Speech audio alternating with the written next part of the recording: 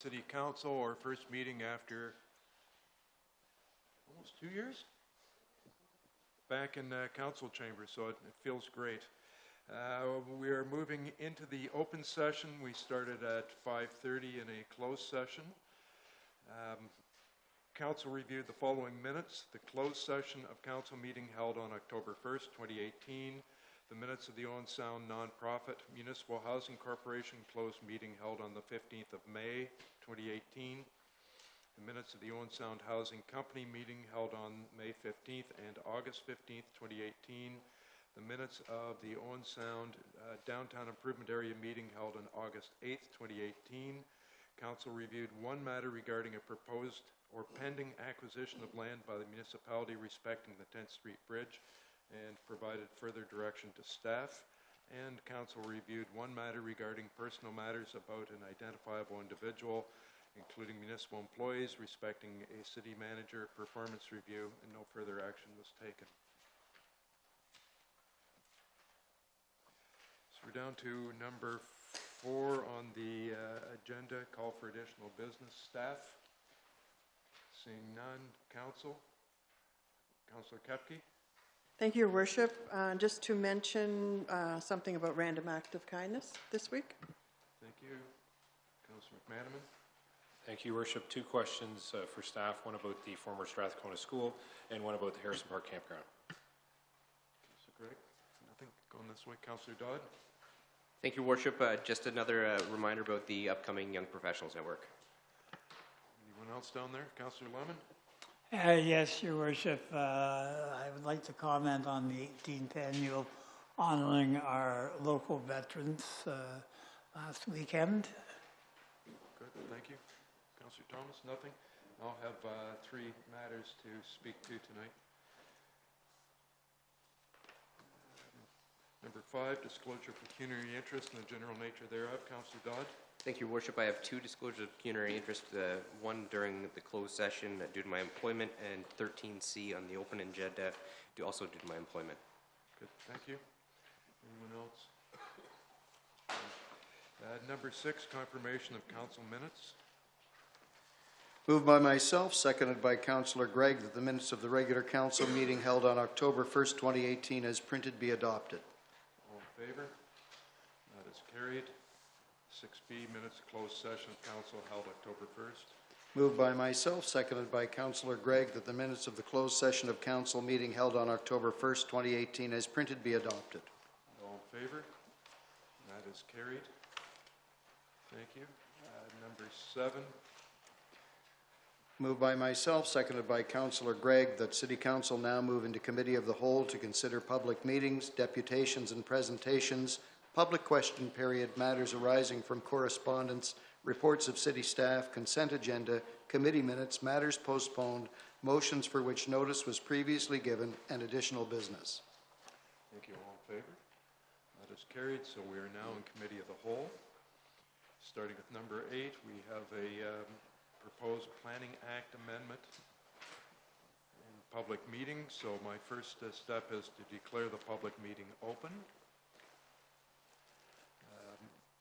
Number 2, if a person or public body would otherwise have an ability to appeal the decision of the City of Owen Sound to the local planning appeal tribunal, but the person or public body does not make oral submissions at a public meeting or make written submissions to the City of Owen Sound before the proposed official plan amendment is adopted or the zoning bylaw amendment is passed, the person or public body is not entitled to appeal the decision.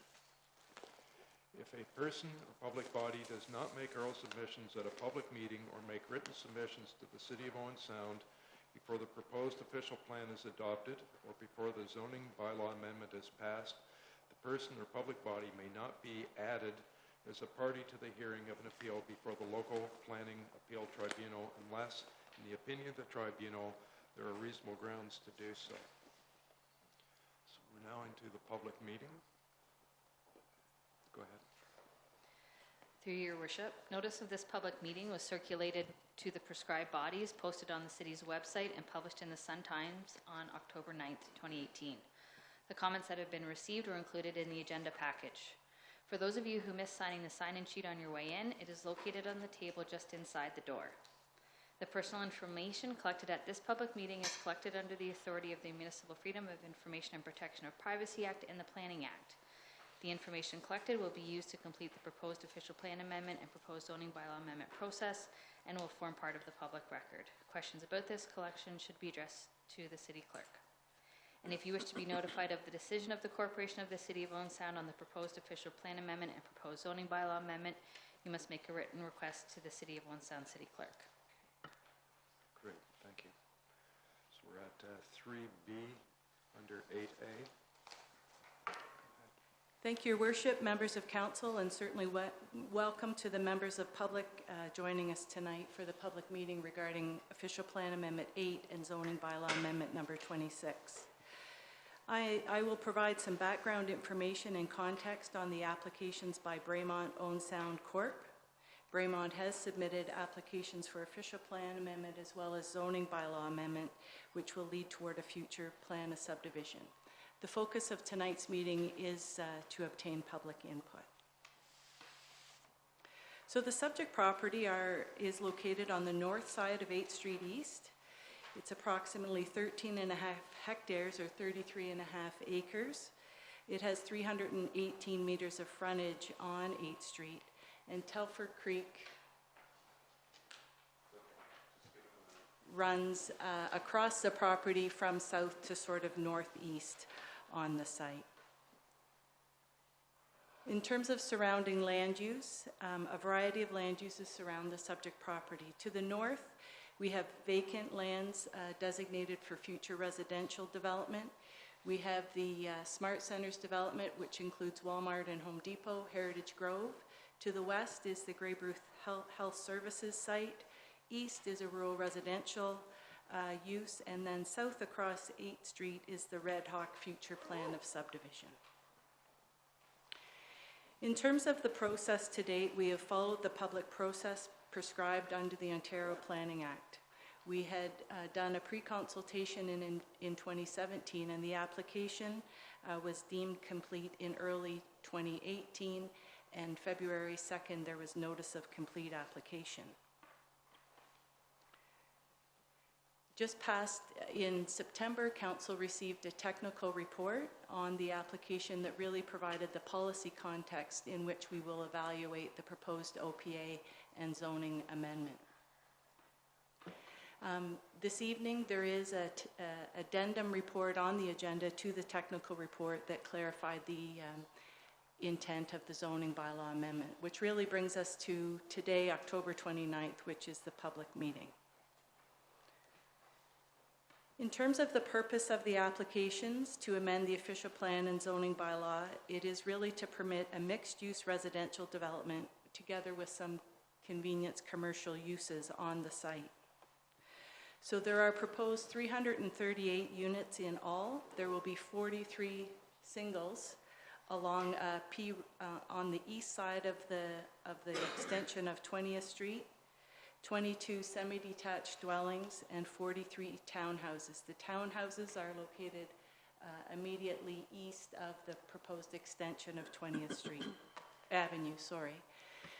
There are 3 larger blocks on the west side of the new road, and those are seniors or long-term care, multiple residential, with convenience commercial located on the main floor, and in combination with permitted residential or institutional type uses. In terms of supporting documentation, there's a significant amount of work that goes into a complete application, and on the screen is a list of the information that's been submitted with the application. All of these documents are available on the website, and the technical report does include a summary of each. So there's a planning justification report, transportation impact study, a servicing stormwater, aeronautical, scoped EIS, and geotechnical, and that's not all of them, but sort of the highlights. In terms of the official plan, our 2006 official plan designates the site residential and hazard. You'll note the lands are outlined in purple, and you'll note the extension contemplated of 20th Avenue through the site. The lands fall within the Sydenham Heights planning area. They're within Phase 1 of the Sydenham Heights. Schedule A2 of that area designates the property low-density residential, which is the light yellow, medium density, which is the orangey yellow, and again, it shows the alignment of 20th as well as the hazard area associated with the floodplain of the tributary.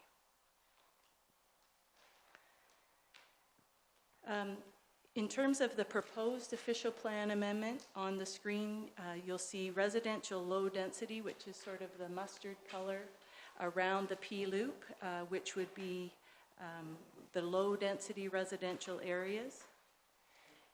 Immediately east of the 20th Avenue Road extension, a slightly darker color, are the townhouses, and that would be medium density. A high density, there's 3 blocks located on the west side of the new road, and those would be mixed use blocks, so those residential with the convenience commercial uses on the main floor. There are 2 open space areas for parkland. Those are shown in green, and the gray area is the hazard designation associated with the floodplain. In total, there are 338 units contemplated. In terms of the zoning bylaw, our zoning bylaw regulates the use of land and also provides the site and building regulations for those uses. So the subject property is zoned rural and hazard by our current zoning bylaw. In terms of the proposed zoning bylaw amendment, there's an R4 zone proposed again on the east side of the extension of 20th along the P-loop. It would permit singles, semis, duplexes, singles, semis, and townhouse on that east side along that P-loop road. The R5 area is the 3 larger blocks on the west side of the road. That would permit singles, semis, duplexes, towns, and apartments, as well as institutional uses, so things like long-term care or seniors housing. It also proposes to add convenience commercial uses, including the convenience store, laundromat, office, restaurant, retail store, commercial school, and place of entertainment and amusement. It is proposed in that area for the 3 larger blocks. The most northerly block, the height would be proposed at 16 meters for a building. The block in the middle would be 22 meters, and the more southerly of those blocks would be 19 meters. Then there's an open space zone again for the parkland, as well as the park in behind some of the residences, and then the open space and hazard. We've taken the proposed zoning and put it into the format of our official plan. So we've talked about, first we'll talk about sort of permitted uses. So any changes are noted in red. So first is the R4, so you can see the permitted uses, singles, semis, duplexes, towns, etc. And the same, the uses that are proposed in the R5 are as the zoning bylaw is. Then you'll see the addition of the commercial uses, the convenience store, laundromat, offices, etc. are shown in red. The institutional uses are permitted now in the R5 area. The second component of zoning are really the site and building regulations that then regulate the uses that are permitted. So anything that's proposed to be changed again is shown in red. So you'll see for the singles, the proposed lot area is 355 square meters as opposed to currently, which is 400. For the townhouse blocks, the proposal is 1 unit per 195 square meters. There's an increase in the maximum lot coverage for the townhouses to 60%. And then there's a change in the maximum density of 1 unit per 195 square meters, as well as a max proposed for the number of townhouse units in a block at 8.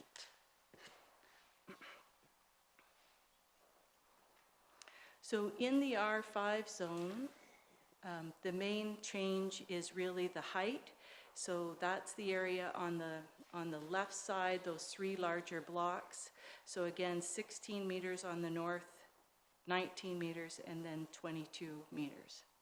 The proposed commercial uses that would be permitted are to be in combination with permitted non-residential uses and only permitted on the main floor.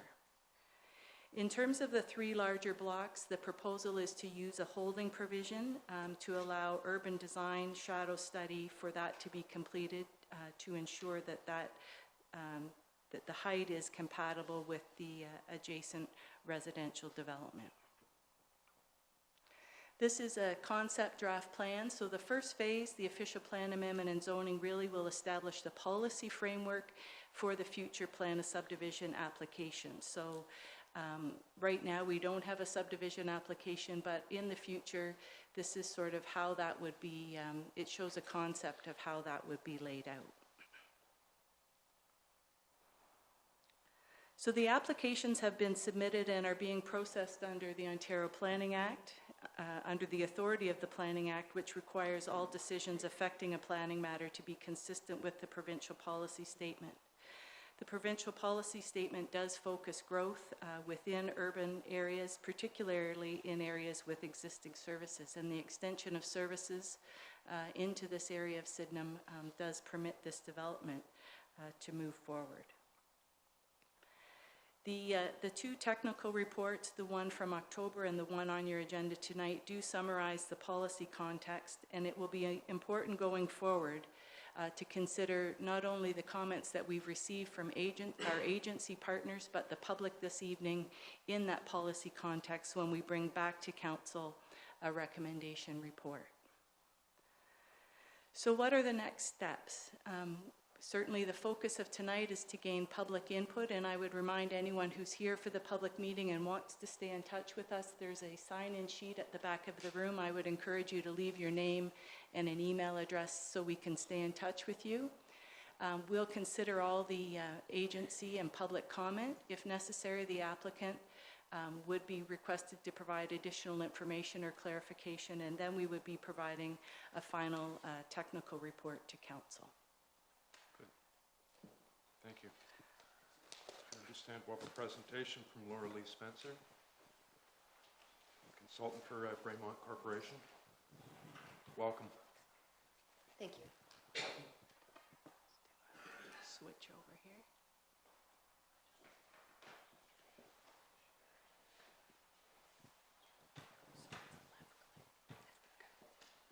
Good evening.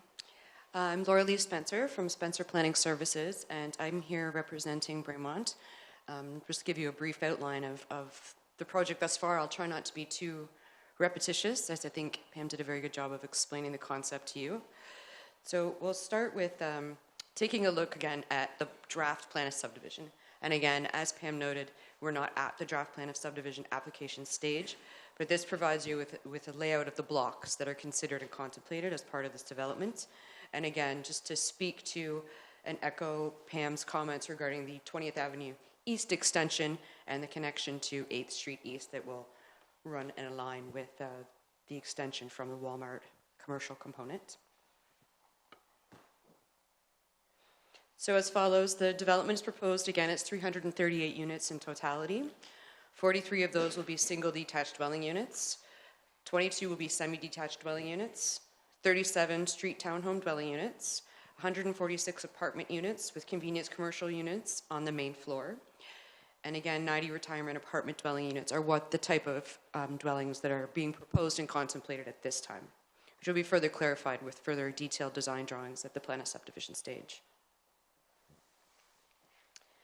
Not to reiterate too much of what Pam has spoken to, but again, the main purpose of the official plan amendment is to amend Schedule A, the land use of the City of Owen Sound OP, and Schedule A2 of the Sydenham Heights Planning Area Secondary Plan. So essentially, the effect of the official plan amendment will redesignate the subject lands from residential and hazard lands under the City official plan to recognize the density proposed on the subject lands. The effect of the amendment for the Sydenham Heights Planning Area will redesignate the lands from low-density residential, medium-density residential, and hazard land to low-density residential, high-density residential, open space, and hazard lands. This is just a picture of the official plan amendment schedule, so you have an idea of where those specific types of residential units are going. As you can see, the entire block is denoted. Again, it shows the open space, which is the hazard lands identified on the property. And again, it also shows site-specific residential designations to permit the density that's required. And again, this is just a plan of the Sydenham Heights secondary plan, so you can see the further detail of the amendments that are being proposed in that particular area, noting the different density requirements, the high density requirements that are along those blocks that are just west of the open space. So going to the zoning bylaw amendment, there's conformity, which is required through the city's zoning bylaw, and as a result, identifying the design at this point in time, we needed to recognize a minimum lot area of 355 square meters. We needed to recognize the maximum number of townhouse units per block, and that's 8 per block. We needed to recognize the maximum density permitted for the site, so that's 1 unit per 195 square meters in total development, and a lot coverage of a maximum of 60%. In addition to these items, we did recognize that there were some exceptions required specifically for certain lots. You'll see that we have asked for these areas in particular. We have not identified each block in question, but those were frontages and areas and things that we had to identify as part of the zoning bylaw review. And again, we've also asked for additional uses in that R5 zone. The intent of those uses is main floor convenience commercial uses with residential units above, in addition to uses such as laundromat, offices, restaurants, retail stores, a commercial school, a place of entertainment and amusement. The place of entertainment and amusement, the definition of that type of use would simply be for a bingo hall or a dance hall or something of that nature that's defined. It's not, it's respectful with keeping in convenience commercial issue or uses for the area. And again, to deal with the height and the shadow study, holding provision has been placed on blocks 60, 61, and 62 at this point in time. So this is the zoning bylaw schedule. You can see where you have different uses and where the areas that are deficient have been identified, and that's with the exception number of XX. So you'll see up here when you're looking at the proposed Telford Creek Road, you can see there's one identified up in the top corner that has deficient lot area and deficient frontage. The R4X zones are to identify those townhouse units in addition to recognizing their frontage. And then we have the hazard lands denoted as well. So then again, looking at R5X, those 3 different particular properties will all remain under a holding provision until a shadow study is completed. So unless you have any questions, I won't regurgitate the presentation that Pam did a very good job of giving you the nuts and bolts of. Seeing none, thank you very much. Thank you. The next part of the public meeting is to hear from the public. So if anyone wishes to make comments, we're here to listen to you. We'll need your name and municipality where you reside, so please step up to the microphone and make any comments on this that you wish to.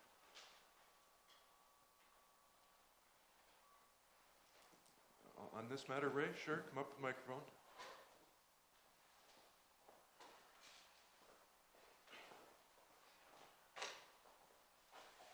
Hello, my name is Ray Botton. I'm 705 7th Avenue East, Owen Sound. I applaud the fact that we're growing as a community.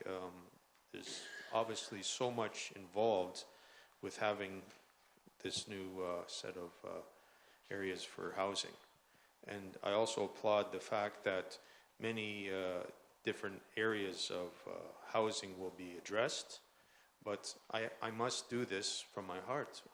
We leave out those the most vulnerable. It might not be appropriate to say this at this point, but I'm wondering, you know, if there was a emergency shelter in that area, how quick the council would, you know, come together and say that's okay in that area. And so the fact that we are allowed to comment about this, I think there's still a disconnect within maybe not the project itself, but affording the fact that this company is willing to have different housing available. we still leave those who are vulnerable. But I'm really for this. I want to share this. This is a comment from the public, and I think this is a great thing they're doing, but I still think there's a disconnect. If I don't stand up, no one's going to stand up. Okay? So we're standing up because there's someone in need tonight, and I hope that Bremont would even consider supporting someday down the road with what they're doing for the most vulnerable, because it's all about money, big money, and housing. Thank you. Good, thank you, Ray.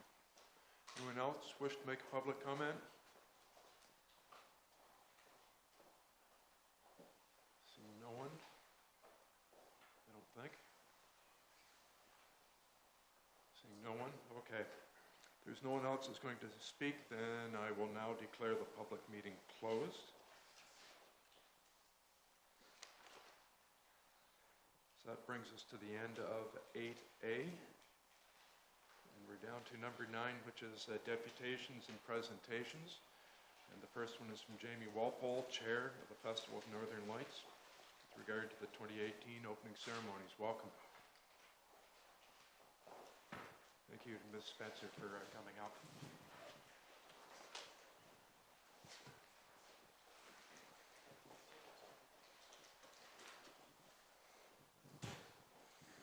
Good evening.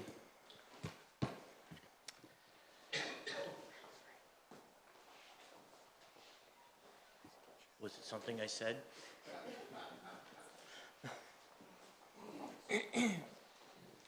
I stand before you on behalf of the board of the Festival of Northern Lights. My name is Jamie Walpole, Chair of the board. 19 days until we start the festival up again. My wife's told me that, and it sort of terrified me. So I look at it as 456 hours. So another year's gone by, and it's time for us to get going again. We're busy getting ready for the festival this year. You probably see the displays up and going. So we thought we'd give you a quick update and sort of some of the things that we're going to see this year.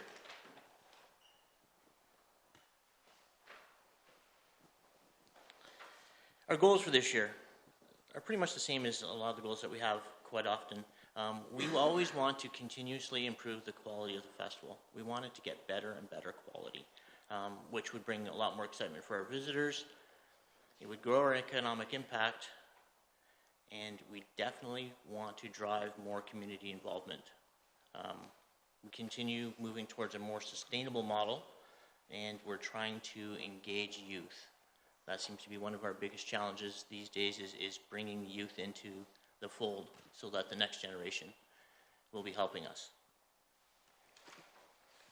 So some of the challenges we're facing: volunteers. I think a lot of organizations are having problems with getting new volunteers. It just seems to be people don't have as much time. Everyone's facing it, so we're looking at reaching out in different ways. We're reaching out to communities, groups, etc. Another challenge is our aging displays. Many of our displays are around the 10-year, 15-year-old age, and a lot of the rope lighting, those kind of things are starting to fail. Tree lights. We spent a lot of time during the summer taking down a lot of the tree lights that have been wrapped around the trees that have been there for quite a while, and we needed to get those out because the trees were actually starting to grow around the lights. So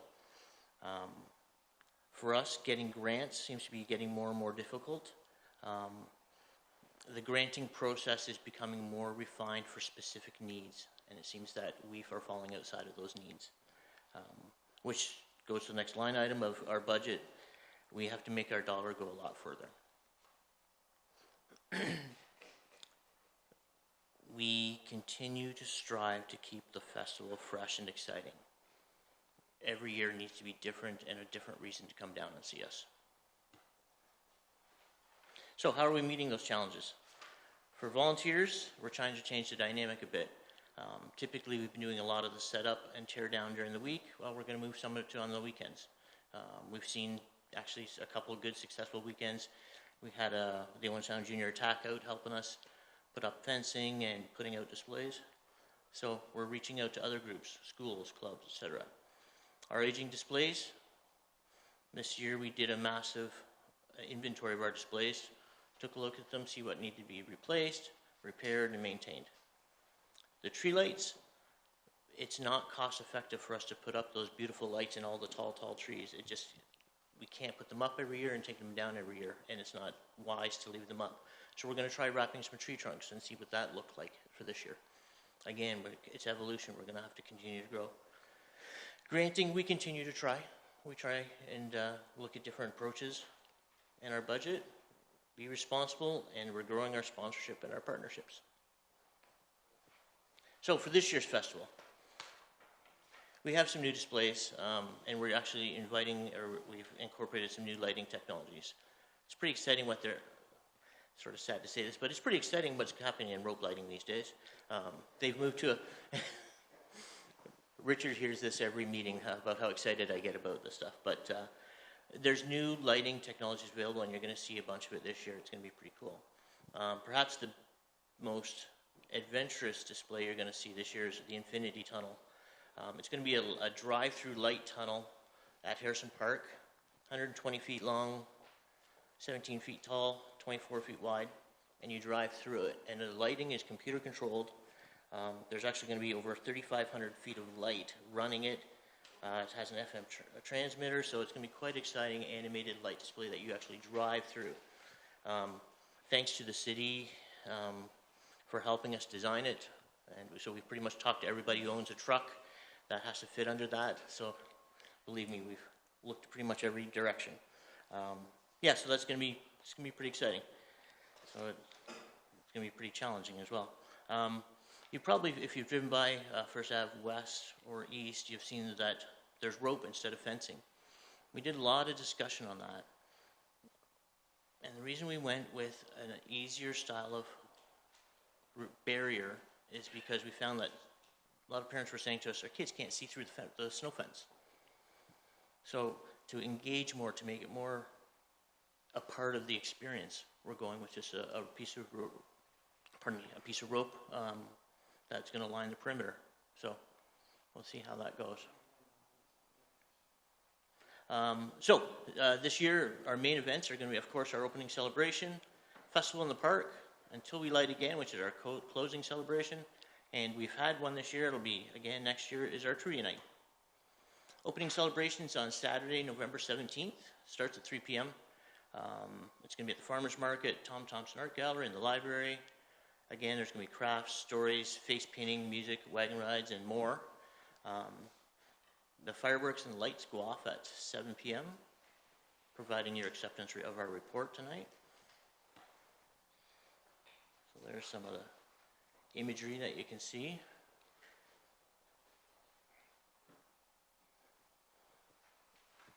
So, Festival in the Park. This was an event that the festival took over last year, and it was a great learning experience, and it was a very successful event. We had about 1,500 people come down early December to take part in decorating cookies, to meet with Santa Claus, crafts, outdoor activities. We might or might not be having horse rides this year, depending on what we can figure out as far as the campground electrical upgrading being done. But yeah, so Saturday, December 8th from 11 until 4. Until We Light Again is something we tried last year, and it was very successful. Of course, the night we chose to do it, it was minus 30, which was exciting for wagon rides.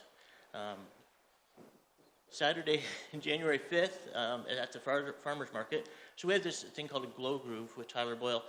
It is an affirming dance party where it doesn't matter if you can dance, if you can't dance. It's just get up and move, have some fun, and feel good about yourself. We light the Farmers Market inside with the craziest of lights we can do, and we have hot chocolate and wagon rides, and it's just sort of a nice night to take one last look at the lights, and yeah. So it was very, very successful. And there's just a couple images of what we have in our downtown. So thank you. So we could spend all night saying thank yous. Of course, thank you to the City of Owen Sound. City staff has been absolutely tremendous working with us in every way you can imagine. Every time we dream up a request, they're there for us and with some great answers. All of our sponsors that have worked with us over the years, our amazing set of volunteers. Again, that can never be said enough. Without volunteers, the festival doesn't happen. And our community, who is always there for us, supporting us and coming out and enjoying the event. So thank you. Good, thank you. Questions? Seeing none, so the big event is Saturday, November 17th, That's correct. 3 p.m., bandstand at Queen's Park or by the library. Yep. Pretty much all downtown, and yeah, fireworks at 7. Perfect, thank you. Thank you. Thank you very much. Next presentation is Brent Fisher, Manager of Community Development and Marketing with regard to Young Entrepreneurs video release.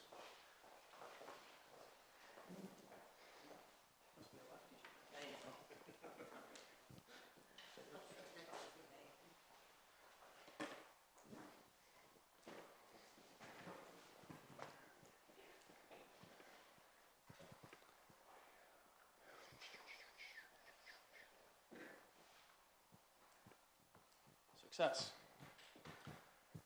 Hi everyone, it's great to be back to introduce our second video of the Moving Forward series, which shines a light on just a few of the young entrepreneurs in our city.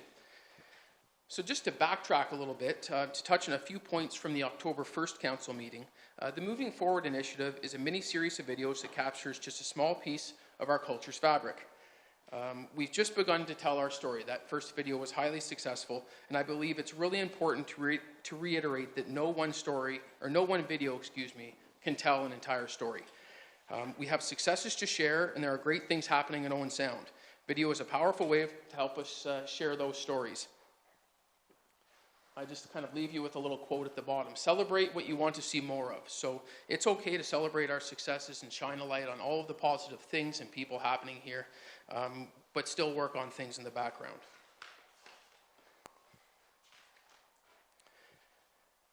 So the first video, which featured just a small part of the downtown, was launched on October 1st. That video, since October 1st, has accumulated 26,500 views on Facebook, including just over 450 shares. 18,000 of those views were unique, meaning 18,000 different people watched the video. Another little interesting stat is the video was watched for a total of 15,328 minutes, which is just over 255 hours. So Facebook can sure tell you a lot about what people are doing in their spare time. It also had 300 Instagram views and 1,100 views on Twitter. And I did mention previously that one video does not tell the whole story. It's fair to say we could do a number of these videos just on the downtown or any other subject matter, and each video would be exciting and unique in its own way. That's what makes these videos truly special. So I don't know if it shows up. The old screen we had was a little bigger. So the whole video in entirety reached just over 40,000 people with the above mentioned views, just over 1,200 likes, 1,000 likes on those shares. So certainly a lot of interaction. So to get to the next video, we have some pretty great initiatives happening right now for young entrepreneurs. We want to take an opportunity to highlight just a few of them making an impact in our community. This video is about showing that young people can be successful entrepreneurs in Owen Sound, and there are programs and mentorship opportunities available to help that growth. The Young Professionals Network, which Councillor Dodd mentioned earlier, is a fantastic opportunity for young professionals and entrepreneurs to get together and network in a casual setting. I was going to say the next one is at the Tom Thompson Art Gallery on November 8th, but I hope I didn't steal anyone's thunder for later. We also have the Business Enterprise Center, which has been a tremendous resource for entrepreneurs of all ages in our city. And when we talk about entrepreneurship, it's important that we remember that entrepreneurship is not just startups. It can also be achieved through succession planning and the purchase of an existing business. So that's something that we're going to work very closely with the county on in 2019. There's a large population of business owners out there that are ready and waiting to retire, but unfortunately there just isn't a lineup of people to take over their business. So sometimes taking over an existing business is just as successful or just as effective as somebody starting up a new business. So we'll get to the fun part. We thought we'd get to the fun part. Here in Owen Sound, I see there's lots of opportunities for young entrepreneurs. you have an interest or a passion in something, there's room to grow here. Everybody supports one another, local businesses. I've met at least 20 young entrepreneurs, and they're all about 16, 17, 18 years old, and they're kind of thinking outside the box. These kids are like, no, I want something different. I want to create something, a new market. So that's been really fun. I'm the owner of Owen Sound Fitness and Training, also head trainer here, and this is my gym. I've grown it from a gym that was about 200 members to just over 500 now. We reached out to the community. We had a lot of people volunteering to help out with the renovations, with relocation, and a lot of other local businesses helped. Just kind of the city came together and really helped us out with that. And without them, I wouldn't have been able to do this, which is, I mean, really what I love. I have a finished carpentry business here in Owen Sound. So I install doors, trim, crown mold, tile. We've grown quite a bit is because the city is growing and has so much potential, and we saw it coming from Kitchener. We moved to the area, and my wife and I were both teachers, decided to quit our jobs and start our own thing. We haven't looked back, so in the last 4 years we've grown 3 businesses. We started with adventure tours for families and adults, and then it became a kids summer camp. It had such great feedback from the community that people were driving over an hour to get to us. Just been enjoying the ride. Growth I've experienced just in Owen Sound, it's been insane, just continuously growing. Like I have more and more new customers every week, which is really cool. Other entrepreneurs in Owen Sound have inspired me to start my own business. My advice to young entrepreneurs would be take the risk. Just go for it. I feel like if I wouldn't have taken a risk, I would have never been happy with where I am right now. There's just so much opportunity. It's nice to see new people coming with new ideas. The people here are super welcoming. It's a great town if you love knowing people. Be willing to put in the hard work, put in some time, do what you love, find your passion and go for that, and everything else will follow. It's just a great place to be and to kickstart your next business. Yeah, so just looking at that, we have Charlie and Yuri went through our Starter Company Plus through the Business Enterprise Center. Josh Burnett bought an existing business that was already well established here and has managed to move it and grow it. And I'm missing somebody, Carlin Val. Him and his wife were both full-time teachers and quit their jobs to start their outdoor adventure business. So that's a pretty risky proposition, but they're doing what they love, they're happy, and they're successful. So I hope you enjoyed the video. I hope that the city, the residents enjoy the video and they do understand that there is opportunities here for young entrepreneurs and there's resources available. And I think it's easy to see why these people are successful in running their own business. We'll push this video out in the coming days on Facebook. I hope it has just as much success as the other one. I know it will. And we're really looking forward to the next one and even more after that. So, great. Any questions? Questions, anyone? Go ahead. I just tried this mic for the first time here, so thanks, Brent. I thought that was very good. I couldn't agree with you any more in your initiative of trying to reach out to people to take on existing businesses. I went to the Walters Falls Inn about a year ago, and it was a morning with the county staff and the Chamber of Commerce, maybe some DIA as well. But even in our downtown, it's one of the biggest challenges for, well, I wasn't there because I was looking to sell out yet, but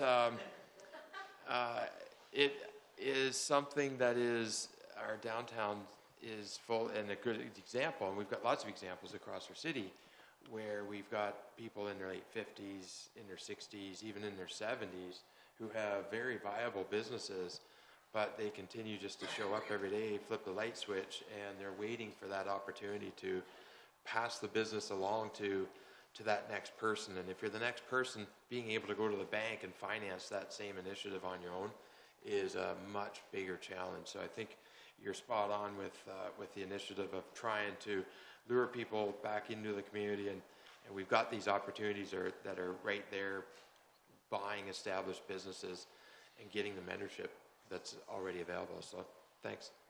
Thank you. Anyone else? Seeing none, thank you very much. Well done. Look forward to seeing that out floating around the internet world. Next, 9C, Matt Prentice, our Manager of Public Works, with regard to 10th Street Bridge water main reconstruction.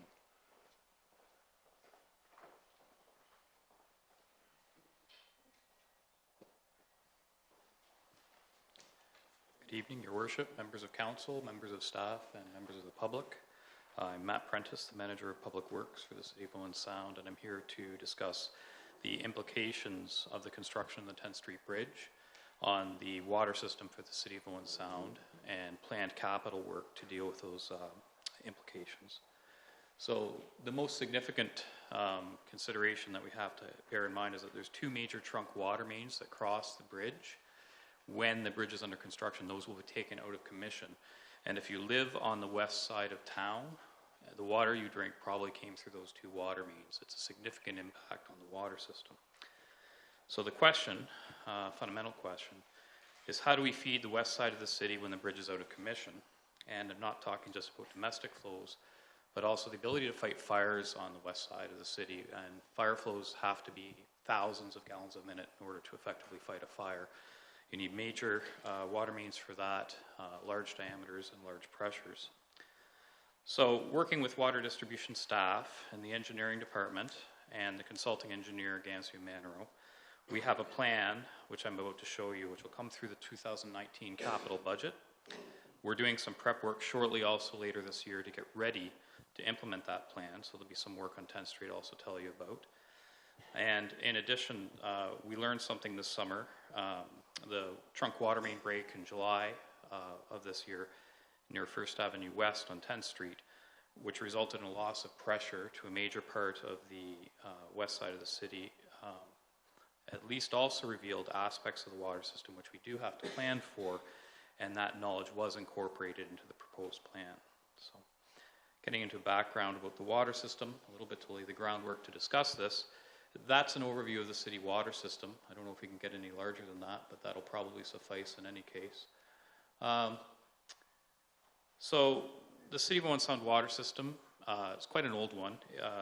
There's about 150 kilometers of water main, ranging in size from 6-inch to 27-inch, ranging in age from cast iron water mains placed in the late 1800s to the modern PVC plastic pipes. About a quarter, about a third of the city actually dates to the late 1800s, early 1900s, the cast iron ones.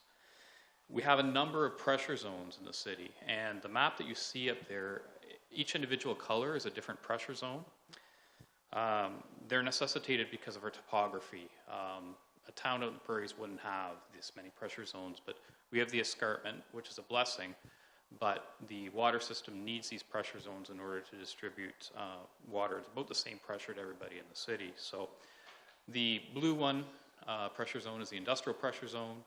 There's two pressure zones on the bottom right associated with the East Hill Booster Station, the main East Hill Booster Station zone and the East Hill Reduced Zone. Bottom left, that blue zone is the Beatty Street pressure zone, which is slightly increased to provide superior pressure to the homes there. The yellow zone is the main municipal pressure zone, otherwise known as the high pressure zone for the purpose of this presentation. And I want to bring your attention, because I'm going to be talking a lot about the spring pressure zone, which is the green zone in the middle of the map. And an awful lot of our really old water mains is in that area. So the spring pressure zone is the lowest pressure zone. It's lower because that's where many of our oldest pipes are. It's about 60 psi, 50 psi. The pipes in the adjacent municipal pressure zone pipes are often 90 or almost 100 psi. The origin story of that particular pressure zone is the spring water system that fed the city from the south of the city, the spring penstocks located basically near Inglis Falls. That that spring water supply was decommissioned in the late 90s, and there was an attempt to feed that green zone from the higher pressure municipal mains. That didn't work very well. Those old pipes were used to 60 psi for 100 years, and they didn't really like being at 90 psi, and we had as many water main breaks as 1 week as we normally would in a year. So we restored the green reduced pressure zone, and that zone is fed from pressure reducing valves in the water system. And it's been like that for about a decade and a bit. So our challenges in this case, with respect to taking the bridge out of commission and taking those trunk water mains out of commission, very closely relates to the continued pressure, or the continued presence of that spring pressure zone, the low pressure zone. So have a closer look at the water system to explain why. Be the next slide, please. Okay, so this is the existing water distribution configuration near 10th Street. and south to 8th Street, and I'm focusing on the west side really. So this drawing mostly shows most of the water mains that are affected by the bridge removal. The higher pressure water mains, otherwise known as the municipal zone, are shown in blue. The lower pressure water mains are shown in green. So a couple of points to take from that. The high pressure mains that cross the bridge go up 10th Street, go all the way up the hill, and that's the 16-inch trunk main. That's a major main, the one on 10th Street. There's another main on 8th Street, and it goes all the way up the hill as well. And at the end of 8th Street, there's a little goat path that goes up the escarpment there. But it's very important to note that there is no connection between those water mains, the municipal high-pressure water mains on 8th Street and 10th Street. Those other green water mains that you see in between are in a completely different pressure zone and are connected. So, in other words, those high-pressure trunk mains are not part of the grid in that area. And when you have a break, that's a big deal, because normally when you have a water main break, you can move water around the grid, make it move around the block, so to speak, and in so doing restore service. When we had that water main break in July on 10th Street and 1st Avenue, what happened was that trunk main was shut down. That was actually a real-time and real-life demonstration of what happens when you take that trunk main out of service, and we all know that didn't go very well. So we've come up with a plan to get water to the west side of the city when the bridge is out, in a manner which basically sets up a grid pattern for the high pressure water mains in that area. It'll better protect us from low and negative pressure events in the case of water main breaks, and also maintain good fire flows on the west side of the city, even with the bridge out of commission. So, in the long run, it'd be better if the spring water mains were all replaced, but that is a very long run program, would take an awful lot of time and an awful lot of money to do so. This basically lays the groundwork for us to safely take the 10th Street Bridge out of service. So if you go to the next slide. So we propose the following. The first is to complete the 3rd Avenue West water main in the 900 block. I say complete because a third of that water main was actually replaced during the frozen water mains event 2014 and 15. So there's actually about a third of that block is actually very good pipe and could be increased in pressure with no problem.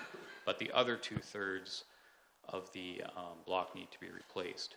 Now, if you look between 8th and 10th Street, we will have an interconnection between 8th and 10th Street at that point. That by itself isn't enough, but it lays the ground for the next job, which is to upgrade the 2nd Avenue West water main. That will then become the primary conduit between the water crossing the bridge at 9th Street and the rest of the system. So that's an important part of it as well. Then we'll upgrade the 9th Street water main in the 200 block from 3-inch to 8-inch. Basically, once we do the 3rd Avenue and the 2nd Avenue work, that water main will be the only thing connecting the east and the west side of the city in that spring pressure zone. There'll be no other connection. And a 3-inch water main simply won't do for that. It won't move enough water for a proper connection between those pressure zones. On the east side of the bridge, if you look on the near the top, we'll basically do some work in the 10th Street and the 100 block of 10th Street there, and also lay water main to complete the loop on 1st Avenue East in that location as well. That will allow, take it as a whole, the water mains to be taken out of service, the trunk water mains to be taken out of service without causing dead ends, which tend to freeze and have stagnant water and create other problems as well. Before the end of the calendar year, we're going to be doing some other work on 10th Street in preparation for this, where the X's are shown on 10th Street. There's a number of locations where we have to put in line stops, which allow you to do work on a main while it's live, and put in new valves in order to facilitate these other projects which are proposed in the 2019 capital budget. So essentially, the implication of taking out the bridge is that we are intending to replace 3.5 blocks of water main in 2019 and get the roads restored before the bridge is taken out in October of 2019. Ideally, we want to do this before the end of the summer, including restoration. It's being brought forward in the capital budget, and you will see that as part of capital budget deliberations. Are there any questions? Questions? Go ahead, Councillor Kupke? Thank you. Just timing on all of this. I know you did mention a little bit at the end there, but so some work is going to happen immediately? Yes. We intend to basically put as many of the holes in 10th Street as we can now so that we don't have to do it later. The intention there is to put in the valves that are required in order to isolate those blocks so that we don't have to shut down the system again in order to make that happen. So all of this will be done before the bridge comes out? That's the intention, yes. Okay, thanks. Other questions? Go ahead, Wayne. If I could, Your Worship, certainly as Matt and Dennis were explaining this to me a month ago now, I guess, I thought it was worthwhile them to bring this presentation forward to Council and to the public to just understand the complexity of the system that these gentlemen run for the city and the level of expertise they have looking forward to the future needs of the citizens. I know I often, even though I worked for the PUC, sometimes think it's as simple as someone down at the water treatment plant is cleaning the water, turning on the taps, and everything works. But it is a complicated system, one that has had over the years a tremendous investment, continues to do so, and is very well maintained by these experts. Thank you. Thanks. Jim? Matt, just quickly, when 10th Street goes back in, that feeder main will presumably go back under 10th Street, the bridge. What about all this then? Well, these water mains are identified for replacement in the long run anyway. So we're not doing anything we wouldn't be doing soonish anyway. Especially finishing off 3rd Avenue. The water main there is very shallow. We only replaced a third of it when the water main froze, but it was only that portion that froze at the time. We got lucky on that particular street. The 3-inch water main on 9th Street is very anomalous. It's a very old 3-inch main that is very substandard, should be replaced. So that would be on the radar soon anyway. 2nd Avenue as well. That should be 300 diameter. It's currently smaller than that. So we're essentially putting somewhat higher in priority some of the mains, but I can say that at least 2 of those projects were on the radar for the near future anyway. Sorry, just following up on Councillor Kepke's question. Timelines, like to do that 9th Street one, how long does that take? To do which? To do that, the 9th Street one, for instance. Is that a week? Is it a month? You'd be looking at a few weeks. So each one of these are a few weeks? They're not sequential entirely. The one thing that should be done is 3rd Avenue the water main should be in commission before 2nd Avenue is taken out of service. That's the only condition. The other places could be done more or less sequentially, depending on the number of crews the successful contractor actually had. We put a substantial performance deadline in there to push them towards that type of thing, having multiple crews. Thank you. Note that. Any other questions? Go ahead. Sorry, just further, the one on 2nd Avenue West, that's obviously the block where John Joseph and Hannah Walker is that correct? Is that block? Sorry? Where John Joseph and Hannah Walker is, or is it the block where the police services is? That's police services. Okay. I'm just thinking of emergencies in that area. But we would maintain service. Okay. We would make efforts to make sure that... Local service. Yeah. Thank you. Great.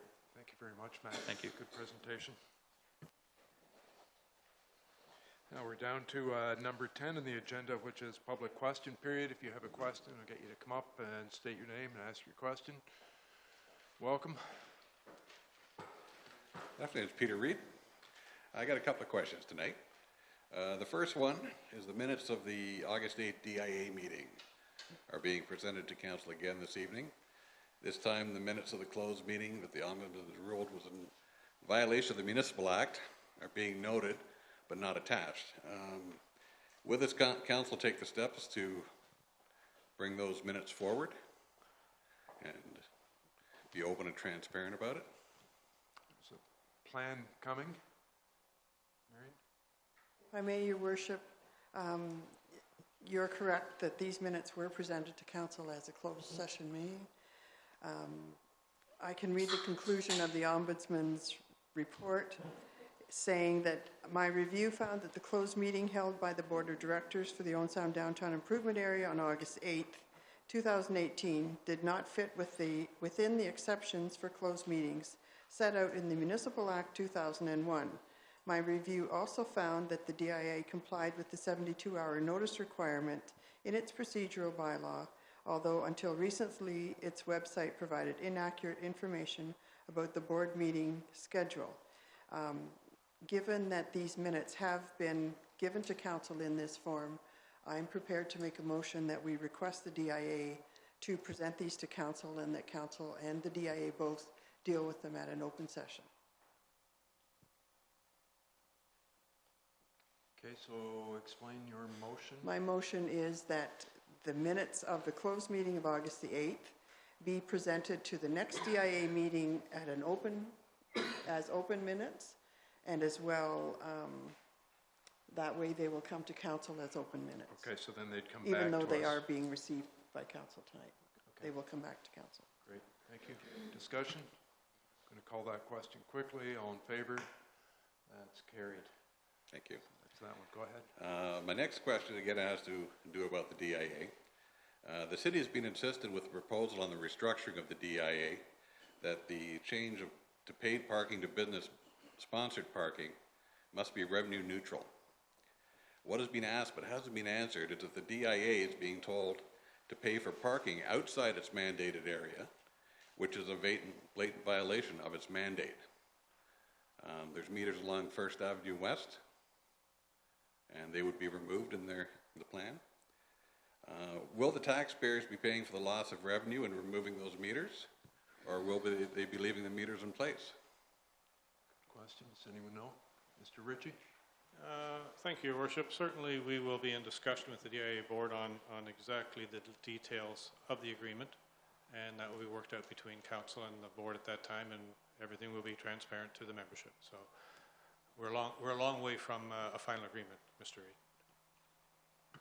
I believe the motions were passed under the DIA at their last meeting, and they're just waiting on a budget. Right. So we're a long way from an agreement, Mr. Reid. Okay. I noticed the upcoming vacancies on committees and boards have been posted to the city website. I also noting that the DIA's upcoming vacancies are not listed. Does the city intend again to adjust the makeup of the board and assign more positions and more assigned positions and less public positions? I ask this as it appears one of the public positions has been reserved for a member of the police services. Don't know. Ms. Bloomfield, do you have any idea?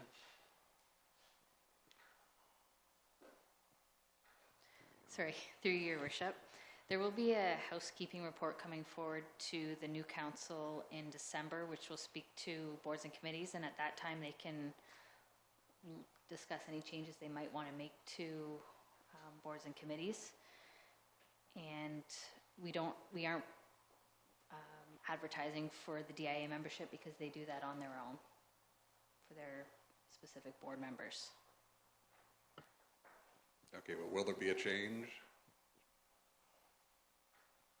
At this point, not that I'm aware of, but it's up to the board and council. Ms. Kupke?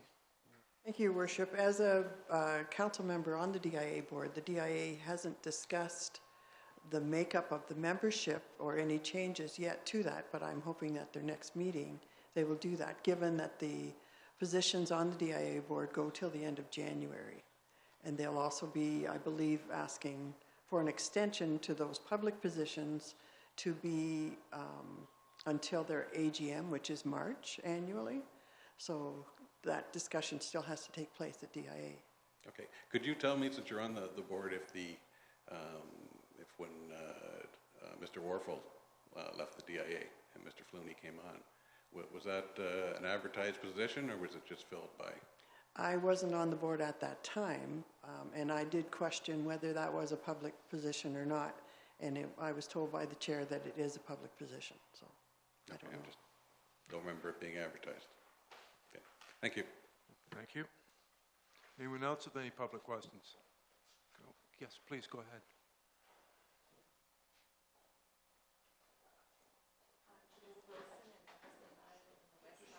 I'll get you to, there's a little button. Somebody's going to come and help you there. I'm Judith Wilson, and I live on the west side of town. My husband and I moved to Owen Sound in 2003, and we love it over there. But we saw that great big Clausen Kennedy lot there, and we thought, well, it'll be in no time that will be developed, and it's a beautiful location right by the water. And there it sits, an eyesore. A terrible fence goes around it. There's some upkeep, maybe twice a year a guy comes in, cuts the grass.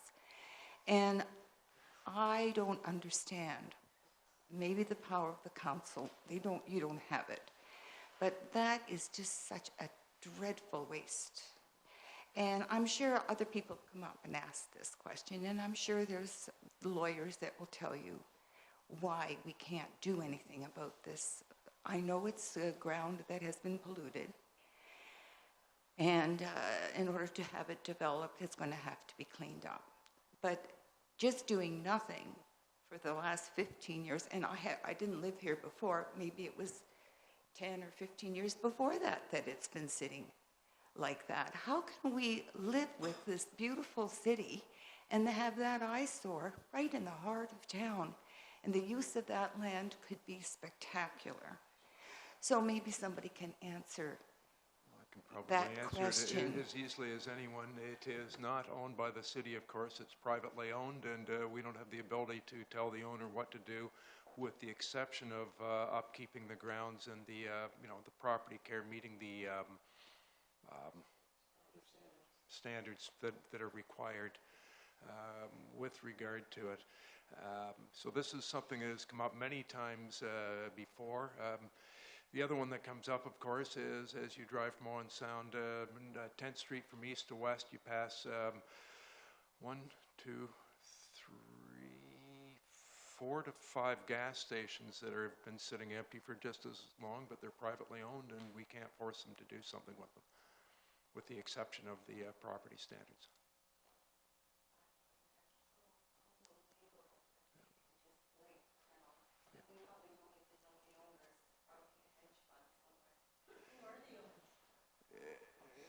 It would be privately owned. You need to come to the microphone if you're going to ask a question. I'm going to go on to the next one. Mr. Was there? Okay. Mr. Botten, you were standing up.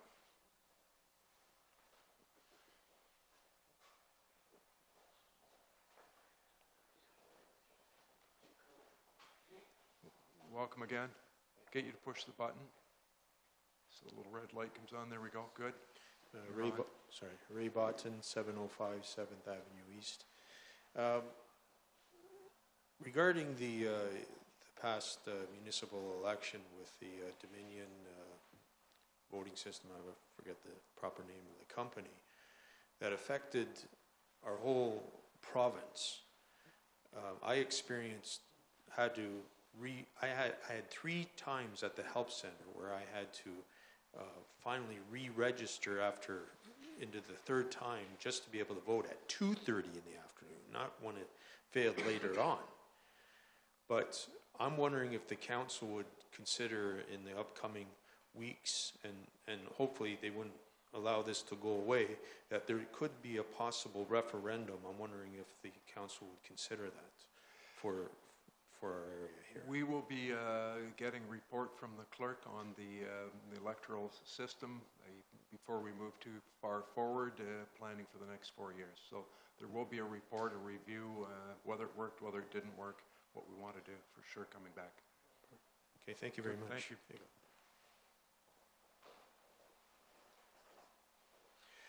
Number 11, correspondence received for which direction of council is required. We have none. Reports from city staff, starting with Ms. Coulter with regard to the Braemont application. Thank you, Your Worship. Really nothing further to say on this that wasn't covered in the presentation tonight, and I would just ask that council receive the addendum technical report, and that you would ask that following tonight's public meeting, staff bring forward a further report summarizing the public and agency comment with a recommendation. Thank you. Deputy Mayor Wright. Thank you, Your Worship. I will move that recommendation. Okay. Any further discussion from anyone? Seeing none, all in favor? That is carried.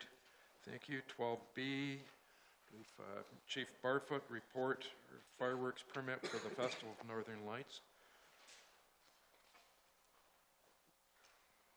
Thank you, Your Worship, members of council. You've listened to Mr. Walpole give a little presentation on the Festival of Northern Lights coming up this year, and I have an application here for them to set off fireworks for the opening ceremonies.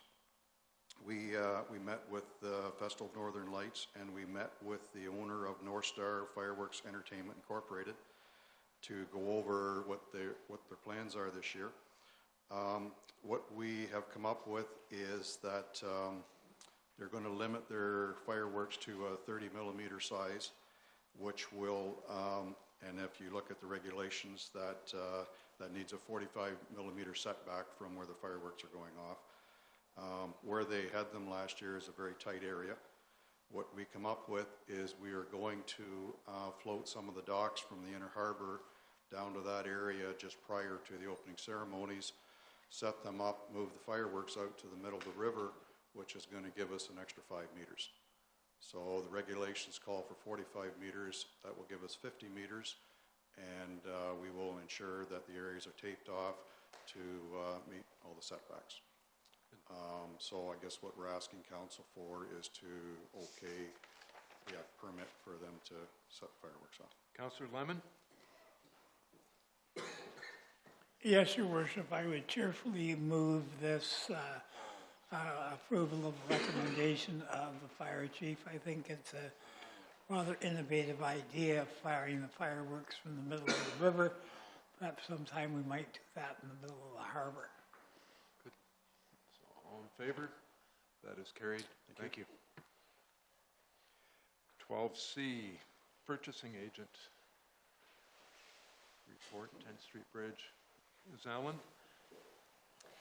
Thank you, Your Worship. This is a report requesting council approval to increase the purchase order related to the engineering consulting services for the 10th Street Bridge replacement.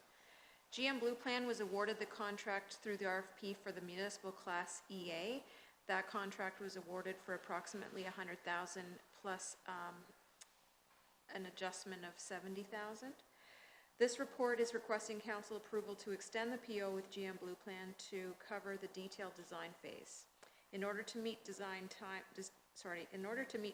of this project, it is in the city's best interest to retain GM Blue Plan for the final design phase of the project. Total cost for this phase is $650,000 and includes final design, approvals, preparation of drawings, tender forms, contract administration, and testing throughout construction. This proposed consulting fee falls under the 20% of total construction budget, which is within expectations for this type of project. Funding for this phase is included in the approved cost for the 10th Street Bridge replacement, of which $3 million is coming from Connecting Link grant program. Good, thank you. Questions? Councillor McManaman? Just one question of clarification. The funding for the water main portion will come out of water and wastewater reserves, correct? Yeah. Thank you. Okay. Others? Go ahead. I'll move the recommendation. Okay. A question, Councillor Lemon? Yes, Your Worship. I'm concerned that this price is going to continue to go up. Is there any way to make sure that we don't all of a sudden get hit with an additional cost to speed up the process or something like that? Through you, Worship. As we usually do, we'll try and maintain a large, well, we're involved in a great degree when we talk about this whole project, and we're involved in every step. So we'll be working with the consultant to make sure that the cost doesn't escalate. And we found that dealing with GM Blue Plan, they've been very good at keeping their cost under control. And we rarely see that they come back with anything that's out of the ordinary in terms of any price adjustments. And they're local. Absolutely. Thank you. Okay, any other questions? Call that question. All in favor? That is carried. Thank you. 12D, report from the junior planner with regard to recolor gray final draft official plan. Thank you, Worship. Grey County has been working on a new official plan that they've branded Recolor Grey. I understand it's not reflected in this report, but it was adopted by Grey County Council last Thursday. The city really has no appeal rights. You can't appeal the adoption of a new official plan. It now will go to the province for approval. Certainly, many of the changes recommended by this council have been incorporated in the revisions over the course of the county working on the plan. There are really two things that remain, and one is the issue with respect to the permitted uses in the Sunset Strip, and we've talked about the dry commercial nature that the city would like to see in that area. The second, not really covered in previous versions, but on October 11th, I understand that County Council increased the permissions for lot creation by 1. The resolution that's provided in the report refers to Table 9. So looking at the draft, what it talks about is original township lots, 20, 40, 60, and 80 hectares, the number of severances that would be permitted. So originally, for 20 hectares, there was 1, 40 hectares, 2. So there would be 2, for example, plus the retained lot.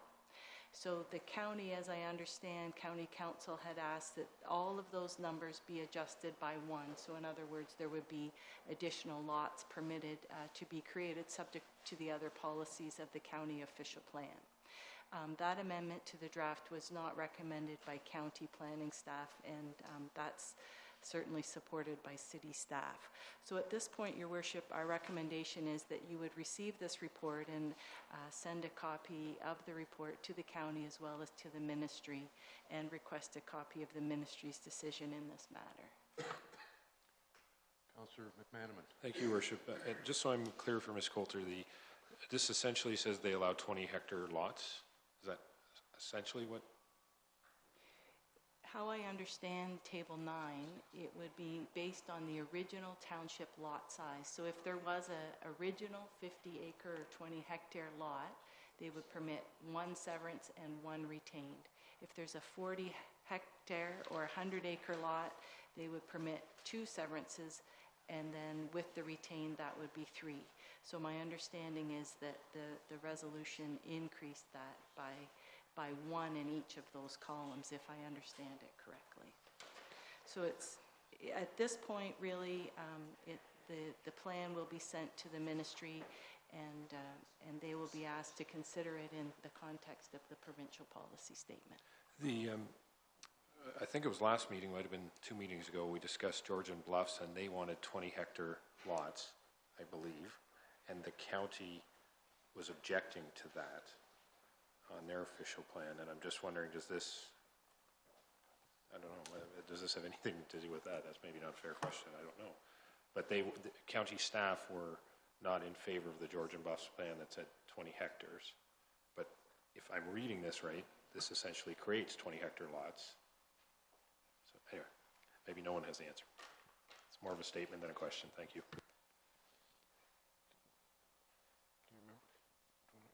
Go ahead, Deputy Mayor Wright.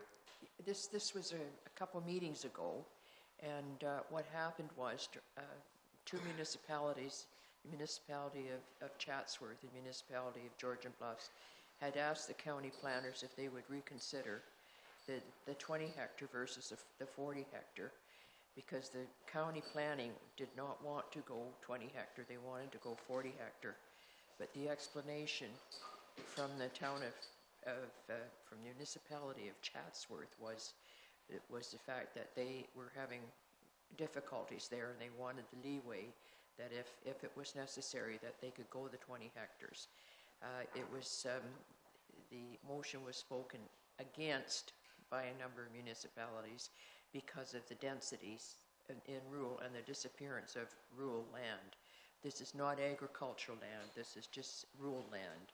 So then it was asked if they would just take it out so that each municipality would have the right to object to the 40 or the 20 hectares rather than the 40 hectares. So then it was to come back at the next meeting, and unfortunately I wasn't at that meeting. And Councillor O'Leary sat in for me, and I guess it went past. It was passed.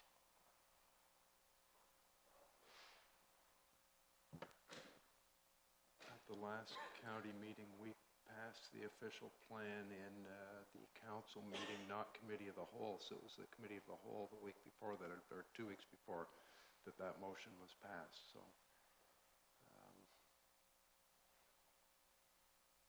I was told by one of the other councillors that he had changed his vote because the likelihood of this coming up was limited, and he explained it to me, but I've forgotten how he explained it somehow. Anyway, that was the explanation. Again, it was a meeting that I wasn't at because I was doing my continuing legal education that day. Other discussion? Does anyone move that? No, so we need someone to move the recommendation. Councillor Gregg is moving it. You want to put that in the record?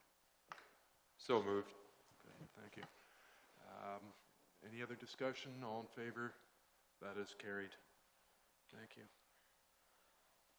So we're down to 12E, which is report from Manager of Contract Services with regard to a road allowance agreement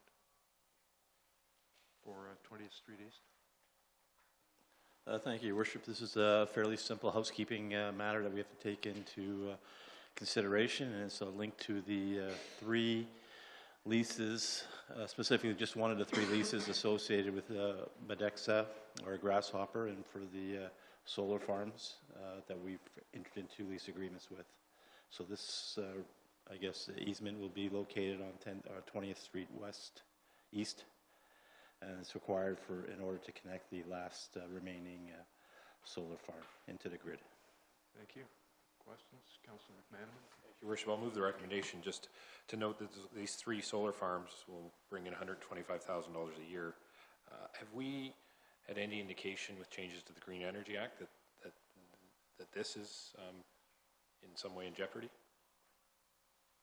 Through Your Worship, not at this time. It seems like everything is going ahead. We've received 1 check for one of the leases. We expect the second one very shortly, and in the new year we'll expect I guess, lease payments for all 3. Move the report. Thank you. So it's been moved. Further discussion? Seeing none, all in favor? That is carried. We're down to number 13, the consent agenda. Through Your Worship, on the consent agenda this evening is a report from the Facilities Booking Coordinator respecting Little Ray's Reptile Zoo at the Bayshore, and there are 2 planning notices from Georgian Bluffs. There are minutes for receipt from the Library Board, DIA, Owen Sound Nonprofit Municipal Housing Corporation, and the Owen Sound Housing Company. Business licenses were issued to Pro Sport Fan Shop at 992 2nd Ave East, Rapid Transit Motorsports at 967 2nd Avenue East, A Plus Taxi at 828 3rd Avenue East, Okinawa Sushi at 1209 16th Street East, Cornerstone Family Chiropractic at 1285 2nd Avenue East, Michael's Marijuana at 992 2nd Avenue East, and Freshie at 1555 16th Street East. Lastly, there is correspondence received, which is presented for the information of council. A full listing is available at 13L. Good. Thank you. Councillor Thomas? Moved by myself that the City Council receives items 13A to 13L on the consent agenda dated October 29th, 2018, and further that the recommendation contained in item 13A be approved. Thank you. Question? Go ahead. I have to ask about Michael's Marijuana. There's no sale on that?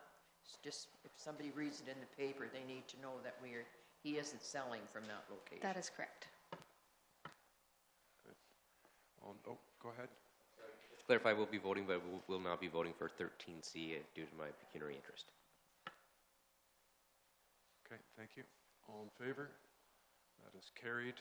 Now, if I can go back to 13D, a couple of sets of minutes from the Library Board. Thanks, Your Worship. Lots going on at the library. Now, this goes back a little way. The first set of minutes in the April statistics, there were 20,996 library visits in the month of April. So that gives you an idea just how busy it is in that building generally. Of course, way back then we were getting updates on our renovations, which anybody who's been around downtown will know that they've been working on the roof and installing the new HVAC systems, and much like City Hall, we're really looking forward to getting the heat turned on because it's not been the warmest fall this year. Maybe not the best time to replace all of the HVAC. There is an item in there on the big announcement that we got on the increased funding from the provincial government, which committed $28 million over 3 years to create a province-wide digital public library. And since the election, it's been really quiet about that. So I'm really not sure what the status is of that project. The August minutes, there's not a heck of a lot to report there. It was just a bit of a discussion about what we're doing on the main floor because, of course, the next step in the library will be to replace the floor in the main part of the library, as well as do some painting of those beautiful open cinder block walls that we've got there. So, thank you. Good, thank you. Councillor Lemon, we've got about 5 sets of minutes from housing, although I think one of them in there is closed. Anything to report out of those? Well, basically, we have moved everyone into the initial 28 units which we have, excuse me, approval for. And that has taken a lot of staff time, and it's working out very, very well. And construction is well underway on another 8 units, which again will help fill some of the need, but there still is a significant need in our community for accessible housing. And just something that occurred this afternoon at accessibility, we approved a site plan for a development which is going to be all accessible units. So that's good news for the community because people will be able to have more options when they have accessibility limitations. Good. Thank you. Councillor Lemon, any idea how many units have been built during the time you've been on that committee? 240, 260. Not a bad record. No, I'm very proud of it. It's one of the things that when I first knocked on doors, I discovered how many people were living in horrible accommodation that didn't meet the fire code, the building code, or any other code for that matter. And I pledged to get something going on municipal nonprofit. And ever since then, it's been onward and upward. And the thing is, our units are in good shape. And this is something that if you go to Toronto or Hamilton and take a look at their social housing, it's in awful shape. And we can take pride. I think part of the big thing is we've had a strong board with good staff, excellent staff. And I know Sherry works very closely with city staff. There's a good cooperation, and that has meant we've been able to take advantage of funding when it comes along, and we're ready to do even more when the opportunities present themselves. Thank you. I skipped over the DIA minutes. I believe there's a couple of sets there. Councillor Kepke. Thank you, Your Worship. The open meeting of the August 8th DIA minutes, there was a presentation from the Director of Public Works and Engineering, Dennis Kafalis, and his presentation was with respect to downtown parking signage and an update on garbage disposal for tenants. With respect to signage, the presentation pointed out that signage is not consistent, nor does it lead visitors to the city parking. Signage needs to be visible, consistent, and provide information. The next steps for improving parking signage are identifying the types of signage, determining location for signage, determining costs, presenting a plan to the DIA, presenting a plan for approval to City Council, and implementing parking signs. With respect to the garbage disposal for tenants, letters are being prepared by the building owner to the building owners, informing them that it is a bylaw requirement that garbage storage is provided for their tenants. If compliance is not obtained, bylaw enforcement will begin and charges will be laid. I don't know how those letters are going or if they've been sent out yet, but this was August. Next presentation that we received was on downtown parking from Jackie Furtner, a member of the board, and this was in preparation for the public meeting that was held. And other than that, there was just straightforward business. Good, thank you. And we already discussed the in-camera Yes. minutes. Thanks. Good, thank you. Correspondence, was there anything? Go ahead, Councillor McManaman.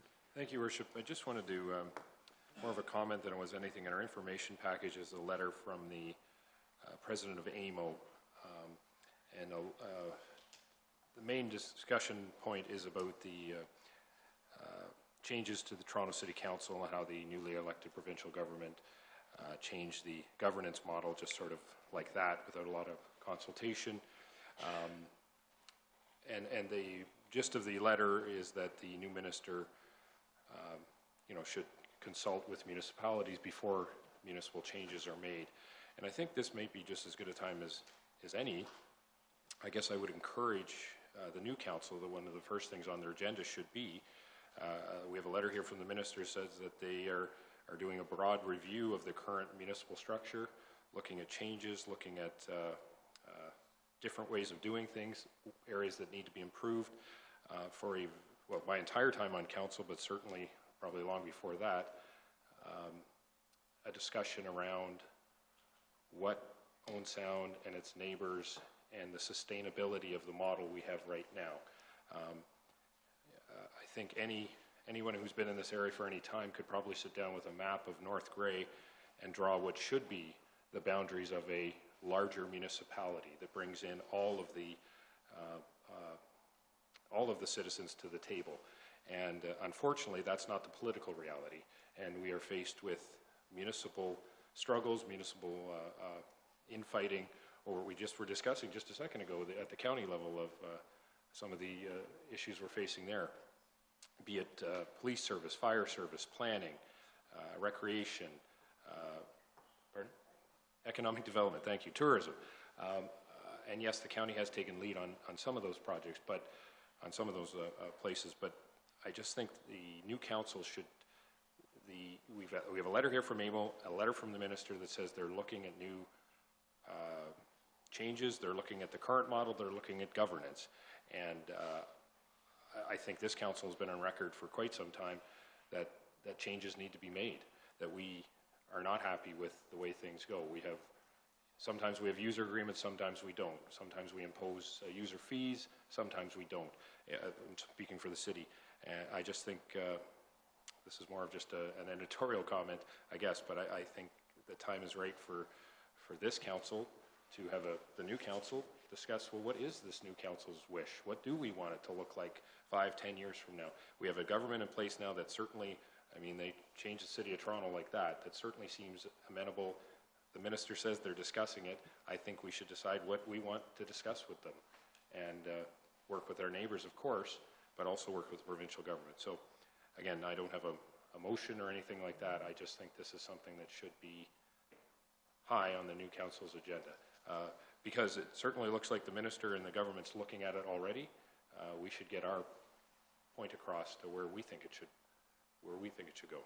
So that's all, Your Worship. Thank you. Thank you. Councillor Lemon?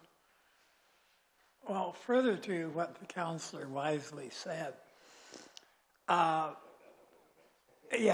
can put that in the minutes. There was no discussion about what they did to Toronto. There was no consultation with the City of Toronto. And what scares me, I was going to say something else, but it terrifies me that this government may decide, okay, we're going to redraw the map of Ontario, and guess what, Owen Sound? You're now part of Sarnia, or guess what, Owen Sound? You're now part of Manitoulin Island. When arbitrary decisions are made by Queen's Park, which the restructuring of Toronto was, I get a little nervous based on our experience in the past where sometimes some of these decisions have been very adverse to the people of our community. So I think we should be starting to say to the minister, well, before you start talking with the bureaucrats, talk to the people. I think if you go back in history with Chatham Kent, it was thrust onto them, and some of the other, even going back to Bill Davis when it started, it was thrust on some of them, Hamilton area. Good, thank you. We're down to number 14, committee minutes with recommendations for approval, starting with 14A, minutes from City Hall accommodation. Oh, I forgot to put in the record, Councillor O'Leary isn't here, having had his knee replaced today, so that's why there's a missing chair, and I should have said that earlier. But in his place, presenting these minutes, Councillor McManaman. Thank you for that introduction, Your Worship. Yes, Councillor O'Leary did. Big shoe to fill. It is somewhat ironic. He's been the chair of this committee, the City Hall Ad Hoc Committee, since its inception, and our first meeting back at the new City Hall, he couldn't be here, but I know he sends his best. So these minutes, I think it's important, as you can see, we're back at City Hall, Council's back, staff are in the process of moving back over the next weeks to try and get everything up and running here at the new building, the revamped building. But I do think it's important to just step back. Again, you can't say it enough times. What did we do here? Why did we do this? What is this new City Hall? Why did we revamp it? And you can't say it enough. The old City Hall, the heating system was basically condemned. The electrical transformer was basically condemned by Hydro One. There was no air conditioning. There was mold. There was asbestos. The windows were from 1965, single pane. The elevator, in fact, the whole building was not accessible in really any way, not to certainly modern standards. We wanted to bring our engineering staff and work closely on development in City Hall. There was no room for that. Most important point, to tear down this old building and rebuild it new was $12 million, $4 million more than was spent here. So it's been a long process, longer than we wanted. There was three main goals. We wanted quality when we built this building. We wanted to take care of all of these issues that I just described. It had to be on budget, and we wanted it on time. We met two of the three of those. The timing was not what anybody wanted, obviously, but I think if we step back and you have to give up one of those things, the right one was delayed. We're still on budget. We built an accessible, new modern building for far less than if we'd have knocked this building down and started fresh. So again, I know that's been said numerous times, but I don't think you can say it enough times, because sometimes people, why did you do this? Why did you get into it? So that's why we did. The lead project person that led this project for the city was Kristen Schreider. You'd be hard-pressed to find a more dedicated, hard-working individual than her. She lived and breathed this building to get it up and running, faced many challenges, and did a spectacular job. So one question I had for staff, we talked about an open house, a walkthrough. These minutes talk about it but don't have anything specific. Do we have anything specific about that yet? Through you, Your Worship, on the senior management agenda tomorrow morning is a November 24th planning for an open house here at City Hall. It would be a Saturday afternoon after the farmers market's over. So I think council has a hold the date.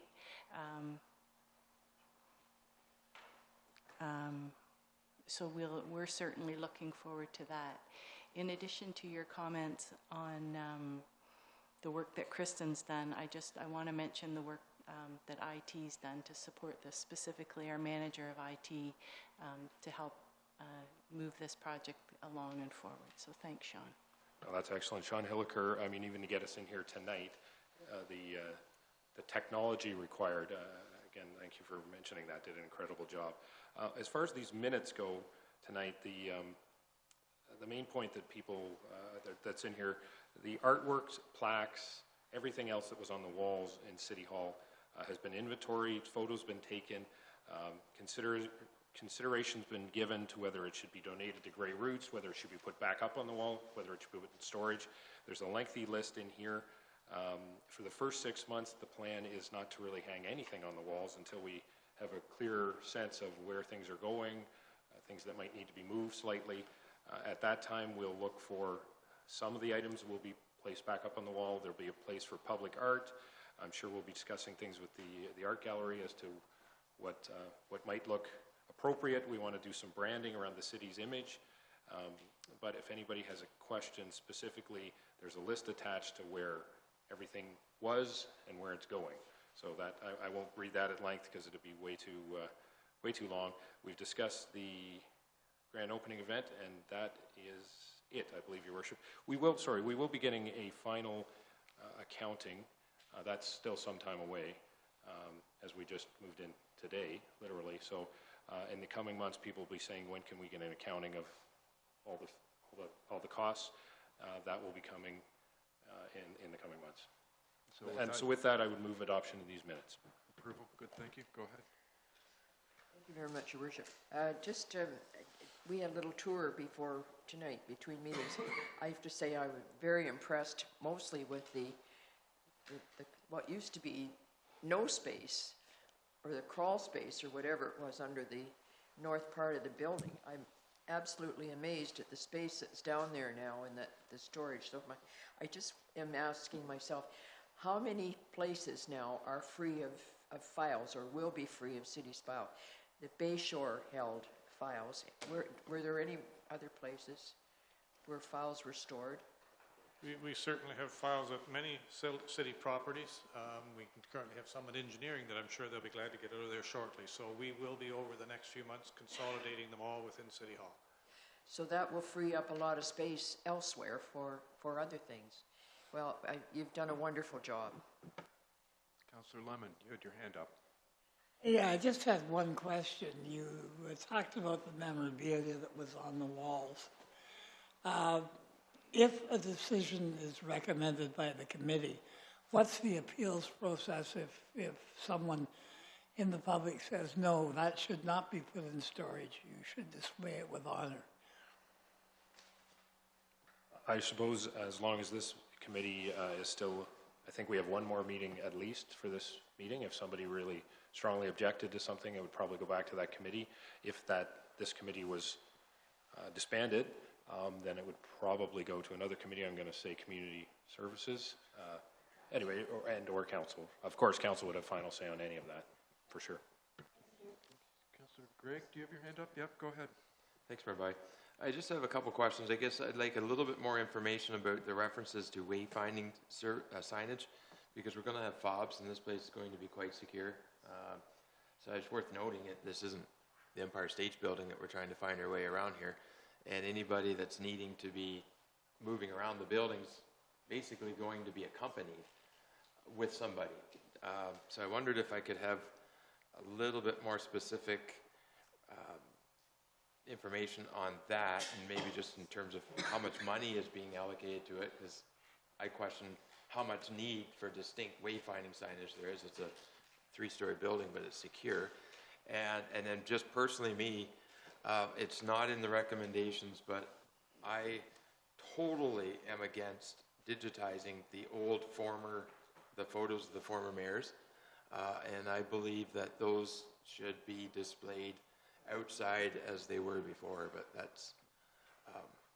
that's my personal. I think it's such a historical context to this building, and I loved years before being on council, being able to stand in there and look at those photos. I think it's something that should be continued. We didn't renovate the building to move those pictures. Okay, so there's two questions. First one was with regard to security. Go ahead. So in terms of the wayfinding signage and security, certainly there is a new policy with respect to visitors to City Hall and how we'll work through that. And I'm certain in the coming weeks that likely will be refined. But the councillor's correct. It's not a huge building. We're not talking about wayfinding signage like the hospital where you have to follow the yellow line to get to a certain area.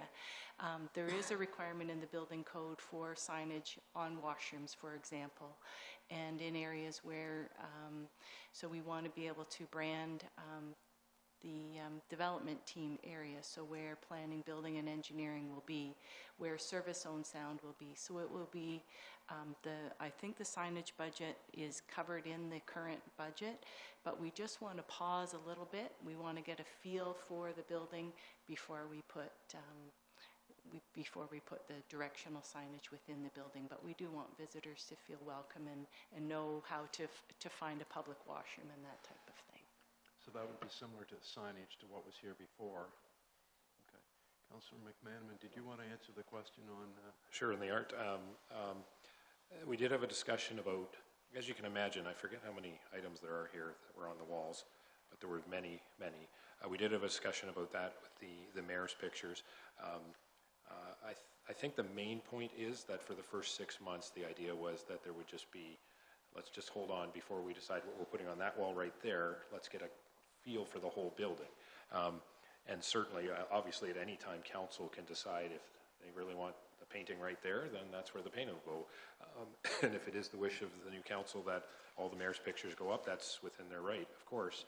I think the committee discussed having a picture up of the current council would be one picture they wanted.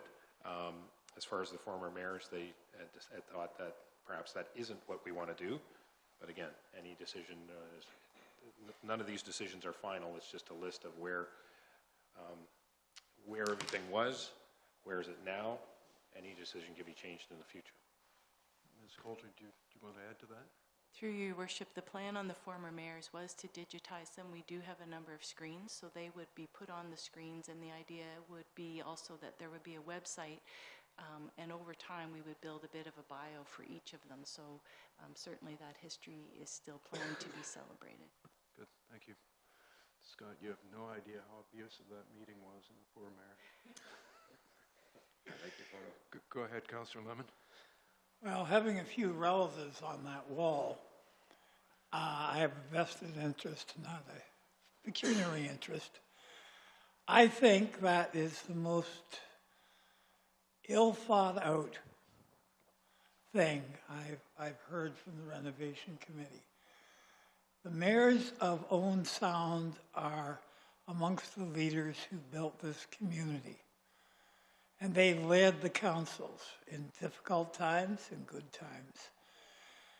And not to have their pictures, which fortunately we have, on the wall of City Hall, I don't understand where this is coming from. I'm all for heritage. I mean, I've got a bit of a reputation for that, and it's been earned. But this is our city heritage. And those names have a significance to the development and evolution of this community. And I'm just aghast. I think this should be number one on the new council's agenda, or number two at the least, because that's part of who we are, who defines us. I really think this is not a good move. Thank you. Deputy Mayor Wright. Thank you very much. I'm certainly going to say up at the new county building, you won't find the warden's pictures on the wall, and I think that's kind of a nice thing. When I read the minutes, I thought it was great that there'll be a screen there, and we can probably monitor something and thumb through and find out who the mayors were. And if I come into City Hall and want to know who the mayors are, I can maybe find out on this screen. I thought, gee, that's a really great idea. I wonder if the county's doing that, and I'm going to find out about that, but it's a good way. But to have all the pictures on the wall, either you run out of space eventually, but I rather enjoyed the idea of not having the pictures on the wall, perhaps for the wrong reasons. So guess what? We went to Cray County meeting last week that you weren't able to attend. They're not on the wall. They're smaller. They're in the back of the chambers, but they've been digitalized, but they're smaller and they are there. So you turn your head for a minute, Arlene, and you know it all changes. Go ahead. Just quickly, the open house date again was Saturday, November 24th. What time? 1 till 4. Thank you. Good. Okay, I'm going to call that approval of those minutes. All in favor? That's carried. 14B, minutes of the Community Services Committee. Thank you, Worship. And if I might, I just wanted to start, as you just saw with the City Hall minutes, we have Community Services, Corporate Services, Operations, Tom Thompson minutes coming up. Every one of those meetings, with the exception of the Operations, which has become surprisingly short since I left that committee. But besides that, all the meetings have been an hour, hour and a half, and I think it's important to highlight, when we give our highlights here of what happened at the meeting, all that is highlights. And I admit sometimes I go on a little long, but for an hour and a half, for an hour, we debated whether the mayor's pictures and what should be on the walls and what should be digitized. You're going to see in Community Services here, we debated at great length different items. And a lot of the debate that goes on for council takes place at our committee meetings. That isn't on TV, that isn't in front of the, well, it is a public meeting, but it's not open on Monday nights when most people are watching on TV. So I just think that's an important point to not lose, that a lot of the debate, the discussion goes on at our committee meetings between the public members and council. Just wanted to highlight that. For Community Services, the first item on is we have a new person to run the concession at the Julie MacArthur Regional Rec Center. Micheline Burrows and Casey Burrows, Two Sisters Cafe. They would provide the food service in the area close to the Y. It's important to note that any revenue generated from the lease they would pay, the amount they would pay, goes back into the building as a capital reserve for improvements to that building. As you know, Buff Bistro operated there, ended their lease in August of 2018. So from a city and a Y perspective, we're glad to see someone else is moving in there to provide this service. I do think, we discussed this at the meeting, it really is more of a service to the users of the building that is a revenue generator. As you see there, it's a 5-year agreement. They pay for the first 3 years $600. It's about, we figured about 120 square feet of space, so not very big. The reason they would have a lower rent, a lower amount, is because they have to make some capital improvements. The main one is to have a gate around their area that they can lock every evening. But again, on that one, we had a very long debate on the amount they should be charged, why they were charged that, what's the square footage, what's their capital plan for those first 3 years when they pay less. And, and this is relatively financially a small item, but there was quite a bit of debate, and a lot of it led by the public members of the committee. So I just wanted to highlight that. There's 2 changes that I did want to note that is in the agreement. One says that it can be canceled with 90 days notice, this lease. It's actually 60 days, not 90. And the other thing was, and it talks about exclusivity, that they would have complete exclusivity to sell food at this facility. They have actually asked, and we debated this at the committee, that they would like the right of first refusal. They would discuss it with some volunteer groups about what food could be sold, and they would just have some input into that before groups would come in and start selling food. I know the pool committee, the pool team sells food. So anyway, those are the 2 changes to the agreement as it's stated here. There is an agreement for minor soccer, and I'm just wondering if Ms. Coulter could go over that agreement between minor soccer and the city. Certainly, through your worship. In 1992, there was a committee formed, and the planning and fundraising began for a soccer complex that didn't have a home. And in 1995, the city did dedicate lands that were known as the Kenny drain lands for that soccer complex. And really, in large part, thanks to a dedicated group of volunteers, that soccer complex has been built. Soccer, together with the Kiwanis Club of Owen Sound, has raised and provided over $1 million of funding for that facility to have the facility programs for children, youth, and adults. The approach that minor soccer uses is really a community development approach. They have 7 full-size fields, and in terms of the agreement, it really does provide for the ongoing construction and maintenance. Council sees in its annual capital budget, there's always projects that we put forward, but they're always cost shared with minor soccer. In fact, today the slit drainage of the fields project is underway. So in 2014, we had a new 5-year agreement, and really this agreement does mirror that agreement in large part. It tries to, again, clarify and define roles and responsibilities, who does what. It does add a requirement when we're doing the inspections of fields that those be documented for liability. In terms of costs, what happens is we track all our staff time and equipment, and soccer pays 70% of those costs. So it's a great partnership, and certainly that group deserves a lot of credit. Thank you, Ms. Coulter. The next item on the agenda was about, a request from 948 2nd Avenue East, the former called the Molson's Bank. Most people would remember it as Ken Hendrick Jewelers, to become listed on the city's property of cultural heritage, value, or interest. As people know, we have two different lists. One is for designated heritage properties, and one is for listed. Designated is a more comprehensive list, I guess you'd say, whereas the listing, it is the first step. If you were going to become designated, you'd have to be listed as a property. Anyway, this property has been, the owner has asked, come forward with, oh great, my computer just crashed, had to come forward requesting that they be listed, and the committee is looked at the building and its historic value, and is recommending the council does allow that building to be on our heritage registry.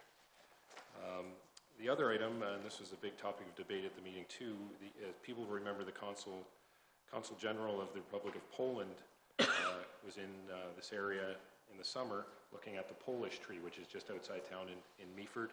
In 1939, after World War II started and the German army invaded Poland, a Polish militia trained in this area. This is a story that is getting more well known now, I think, but they trained in this area, lived in Owen Sound, and then participated in the war after their training. And as they, the only physical evidence left of them being here is a beech tree just outside, just to the east of the city, where there's an inscription carved in a tree in Polish that says, "Poland has not yet perished. This soldier will help." The Consul General, whose name I will not try to pronounce, visited this area and has offered a plaque to be placed in honor of the Polish militia that was here, their training, all of that. I do want to thank local historian Paula Nile, who had a big part in this, making this happen. So they have a permanent plaque. They are providing it. The city would place it at the. As people know, in 2009, when the Consul General liked the idea of being near the cenotaph in that Queen's Park area. In 2009, people remember when we restored the cenotaph to a work of art, I guess you'd call it, that we were cognizant of the fact that the surrounding landscape should be left the way it is now and not had other things put in there, such as plaques. So the committee discussed two different areas for where the plaque could go in Queen's Park. One was near the cenotaph and one was closer to the bandstand. The committee recommended that we consult with the Legion, the Festival of Northern Lights, about the two recommended locations, and ultimately we asked the Consul General what they preferred, since they're the ones providing the plaque in the first place. Both the Legion and the Festival of Northern Lights neither had issues with either spot. They were fine with both, and the Consul General decided the area near the bandstand, which is just, I guess, to be just north of the bandstand. So I don't know if we need an amendment to these minutes or not, or how but he has decided. I guess it says here that we leave it up to the Consul General, and he has decided that that's the spot he wants. So, so with that, that's that part of it. The last item, I believe.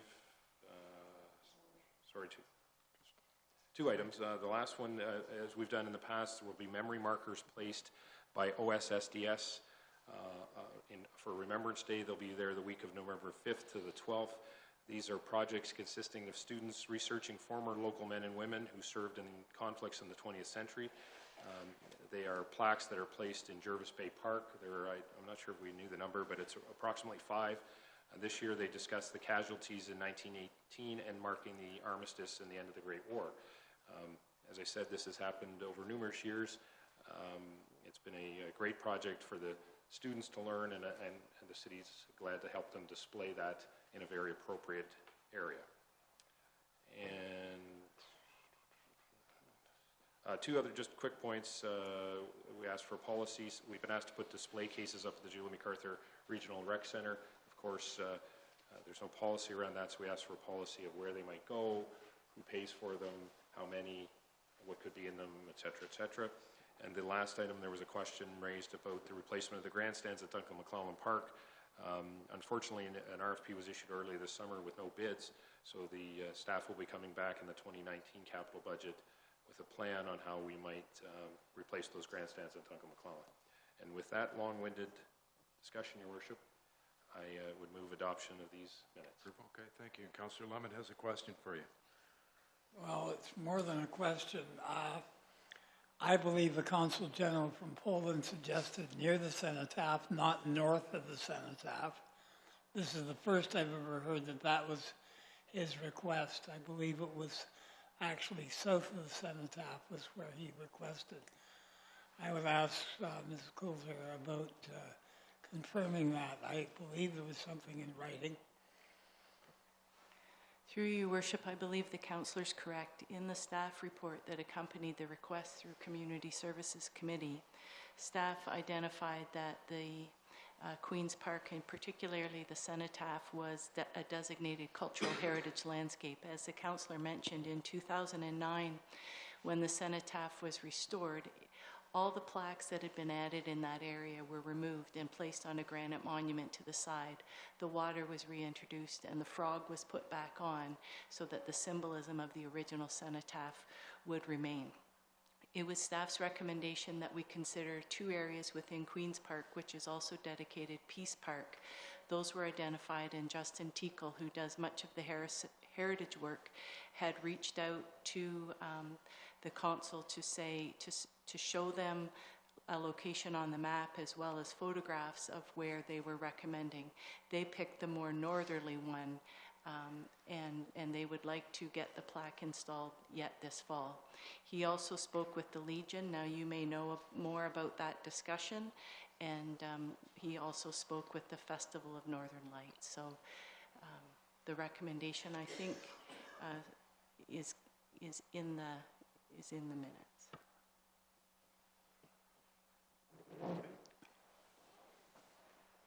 Okay, the Legion does not want it north of the bandstand in any way, shape, or form, because that takes it completely away from the area of the Peace Park, which is commemorating those men and women who fought and died. Mr. Ritchie? Thank you, Your Worship. I believe, Councillor Lemon, that you had thought at one time perhaps the Legion was going to send us a letter, but I have not seen that letter. But if it comes, we would certainly bring that forward and discuss it. But I haven't seen.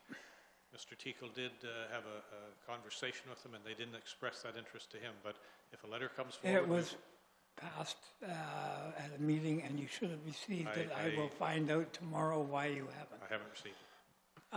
And for that reason, I would request that be removed from the minutes and held in abeyance pending the report from the Legion.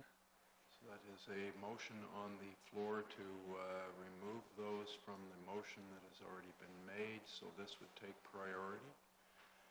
So on that, I'm going to call the question, which is to remove this matter from the minutes and vote on it separately. All in favor?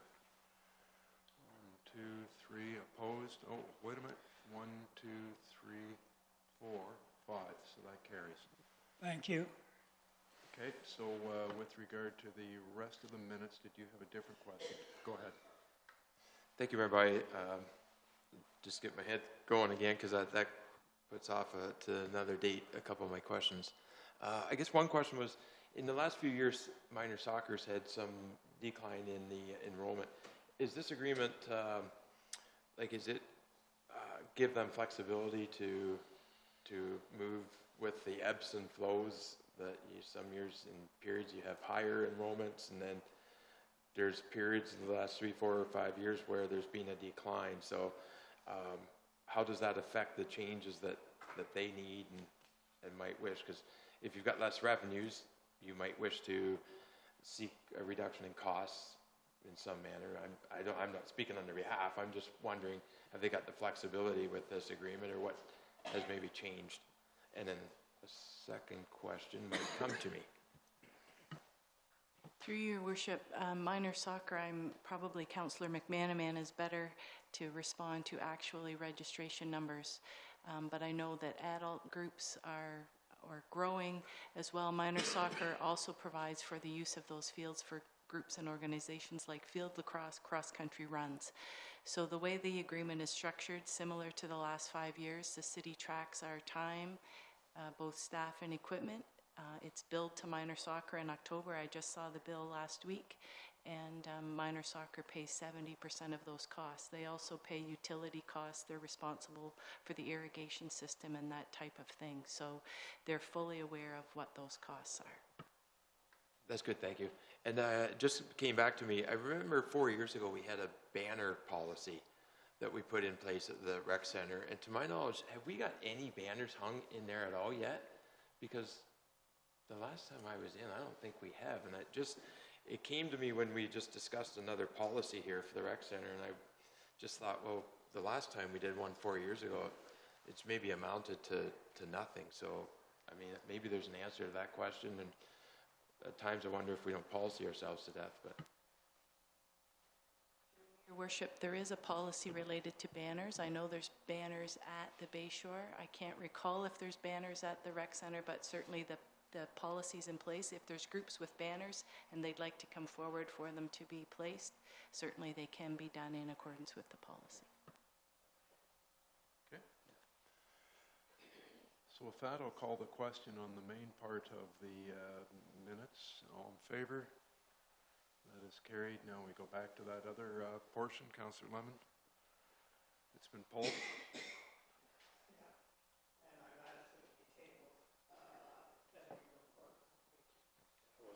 That wasn't your motion, so you'll have to bring that motion now, please. Yes, I would make a motion that it be postponed pending the receipt of the report from the Legion. The meeting was Thursday night, and I guess I just haven't had time yet to get the report to the city. Okay, discussion. Councillor, I'm going to go to Councillor Kepke first. Thank you, Your Worship. I had the pleasure of meeting the Consul General when he did come to see the Polish tree and all his entourage, and they were certainly impressed with what took place. And is it not correct that the Consul General has indicated where he would like his plaque to go within the parameters of what the city has said? That's correct? So why are we not honoring his request? It's his plaque, he's donated it. We've given him the location of where suggested locations, and he selected one. So why are we not honoring that? Okay, the original selection, I believe, was south of the Cenotaph. And then it was resubmitted to him, was it not? Through you, Your Worship, my understanding is that the original request said in the area around the Cenotaph. Staff explained in a report why we didn't recommend that as an appropriate location. We shared with the Consul and committee 2 alternative locations. He picked the more northerly of the 2 locations. So that's my understanding. They seemed quite pleased with that location.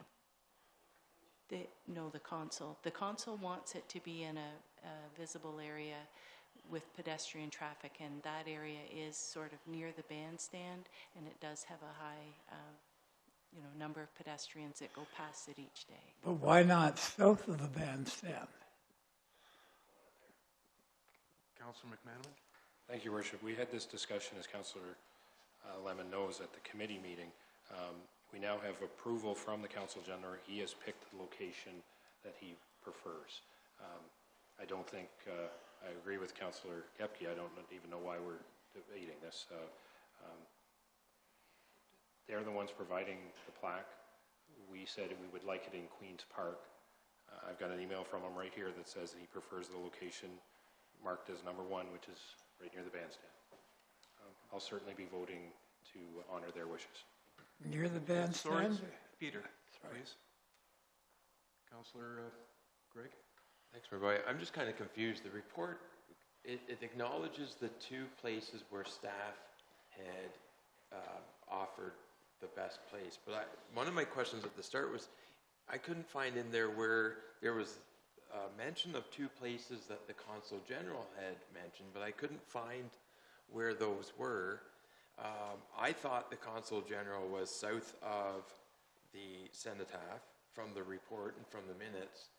And now tonight I'm hearing north of the bandstand. So frankly, I'm confused because I was still looking to get the answers to where were the 2 places that the Consul General had mentioned in the first place, because that seemed to be missing from the report. And now I'm just hearing that he's on side with one of the 2 staff recommendations, and I'm confused. Ms. Coulter, go ahead. Through your worship, it's to Stacy Allerton, the service committee members, Justin Teakle, Don Miller, and it says, in regard to, and this was the original request, so this isn't post-committee debate. So this was the original request. In regard to location of the plaque, the Consul General feels it would be most appropriately placed somewhere on the south side of the cenotaph in the area of the World War I and World War II memorials, as it refers military to the Second World War, if this is agreeable with your committee. And I think I've explained why staff didn't recommend it in that area. Councillor McManaman. Just further to that, the committee didn't recommend it either. In 2009, when the cenotaph was designated, it would mean putting a plaque right in the area that was designated. So the committee said, staff had said maybe we could look at some other places. The committee agreed with those other places, and now the Consul General has agreed with one of those 2 places, the options he was given. So I guess originally, when with Snile drove him by, he said, oh, let's put it right there. Now after discussions with staff through committee, and now he's made a choice. Thank you. Okay, so I'm going to call the question. So Councillor Lemon's motion is to?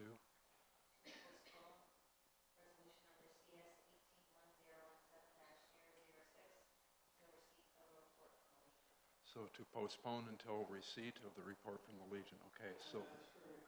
Do you want to speak to it? Or you're voting, sir? Okay, go ahead. Thank you, Worship. My question would be, if we did table this to wait for the report, this obviously we'd come back to Community Services in November.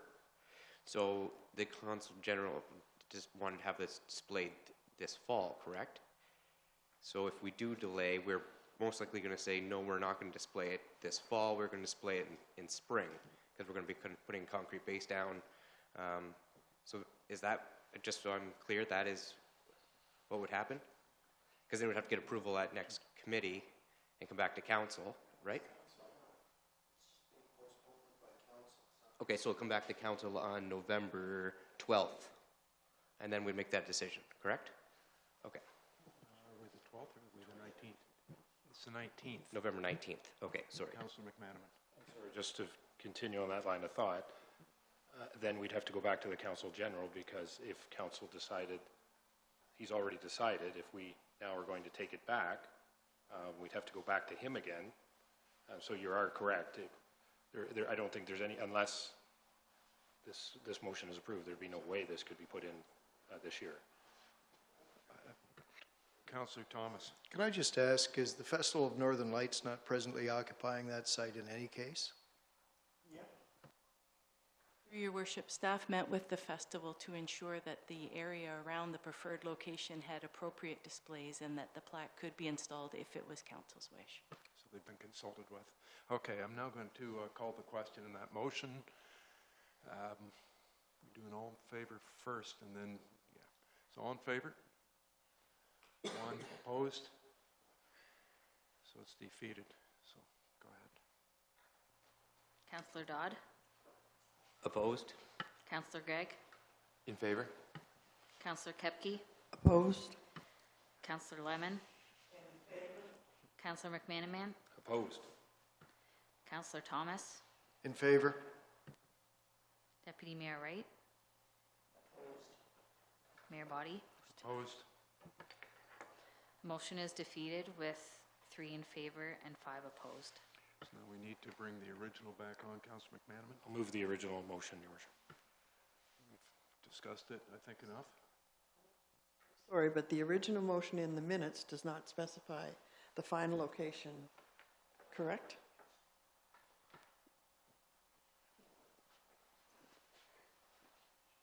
It mentions the 2 locations, and it would be the one, the more northerly of the 2 that were identified in the report. So if you wanted to specify that, you could.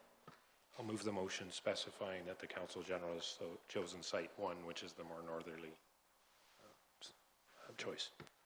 So all in favor? That is carried. Opposed? 1. So it's carried. Minutes of corporate services. Thanks, Mayor Body. I'll have to be fairly quick. I didn't expect community services to go that long, and my battery's starting to be on fumes. The September meeting for corporate services, we firstly received a deputation from Francesca Dobbin of the United Way. In 2017, I'll point out we had 31 households that seek support for water arrears through the United Way. That number has decreased to 11 households in 2018. Your report actually shows 7, but since the time of her writing, it had increased to 11. Council will recall that in 2017, we added an insert to one bill mailed out, which highlighted methods to pay and methods to save water. The committee recommended receipt of the accompanying report and to once again mail out payment options notices with the water and wastewater bills. I would note there is a cost to do this, and while it's a nominal cost, it's still a cost being paid for by all the users of the water and wastewater system. Secondly, we had a committee had receipt for information the time management stats for the fire department for July and August, noting that we did not have a monthly meeting over the summer. We also had a report 18110 regarding charging for false fires. This is something we'd asked for earlier in the summer. The current bylaw allows ability to charge after the first false alarm annually, but the chief believes norm is maybe after the second false alarm in 12 months. And when I say the norm throughout Ontario, or in comparable municipalities to ours. The majority of false alarms were to commercial, but also included some vulnerable residences. While there could potentially be between $10,000 and $20,000 in charges or in charge revenue, the committee received the report for information and the recommendation of maintaining the current bylaw, which allows for charges to be issued at the chief's discretion. So no changes were recommended by the committee. We also had a substantial report on there, I guess not too substantial, but a very instrumental report on how we're going to navigate the 10th Street Bridge closure with our fire department. It's anticipated to be next fall that our fire department will need to enhance their ability to react to calls on the west side, and is proposing to work closely with the Ayr Township Fire Department to provide the best level of service. The proposal is to house one city truck and 2 firefighters in the Inter-Township Fire Department station from 8 a.m. to 6 p.m. This coincides with the station hours. Should a situation arise on the west side, our truck will respond, and the on-duty staff at the Ayr Township Fire Department will respond to assist until we have adequate resources to release. The Ayr Township Fire Department will house one truck in the Owen Sound Station 24/7, which will be operated by their staff coming to our station and responding. Should a life-threatening situation arise in the Ayr Township Fire Department east side coverage area, one Owen Sound truck will respond and 3 firefighters will begin action until Ayr Township Fire Department arrives. Both assistances will be considered mutual aid at no cost. The chief has calculated some anticipated costs using past call volumes, equating to approximately $12,000. However, this may be quite approximate at this time. And I do see the chief here. I wonder if perhaps if there's any questions pertaining to those reports, would they be like to be asked now? Any questions from anyone?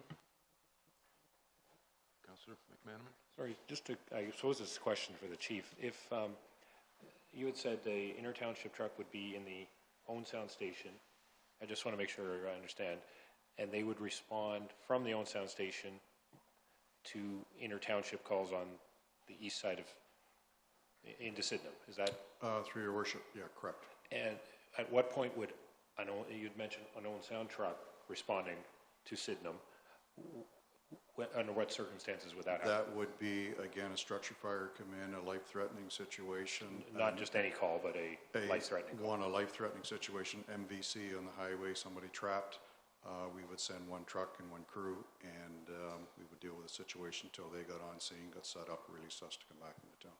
Thank you. Okay, go ahead. Thanks, Chief. Yep. We also had a report on the removal of the 1/3 tax-free allowance. I presented a motion which was carried to postpone this to the November committee meeting to have further information provided. That information can be in the way of information on the current rate of pay, origins of the 1/3 tax-free allowance, comparable municipal decisions. And it's worth noting, actually, 7 to 10 days ago, we received a brief from the Federation of Canadian Municipalities, which provided some guidance as well on that topic.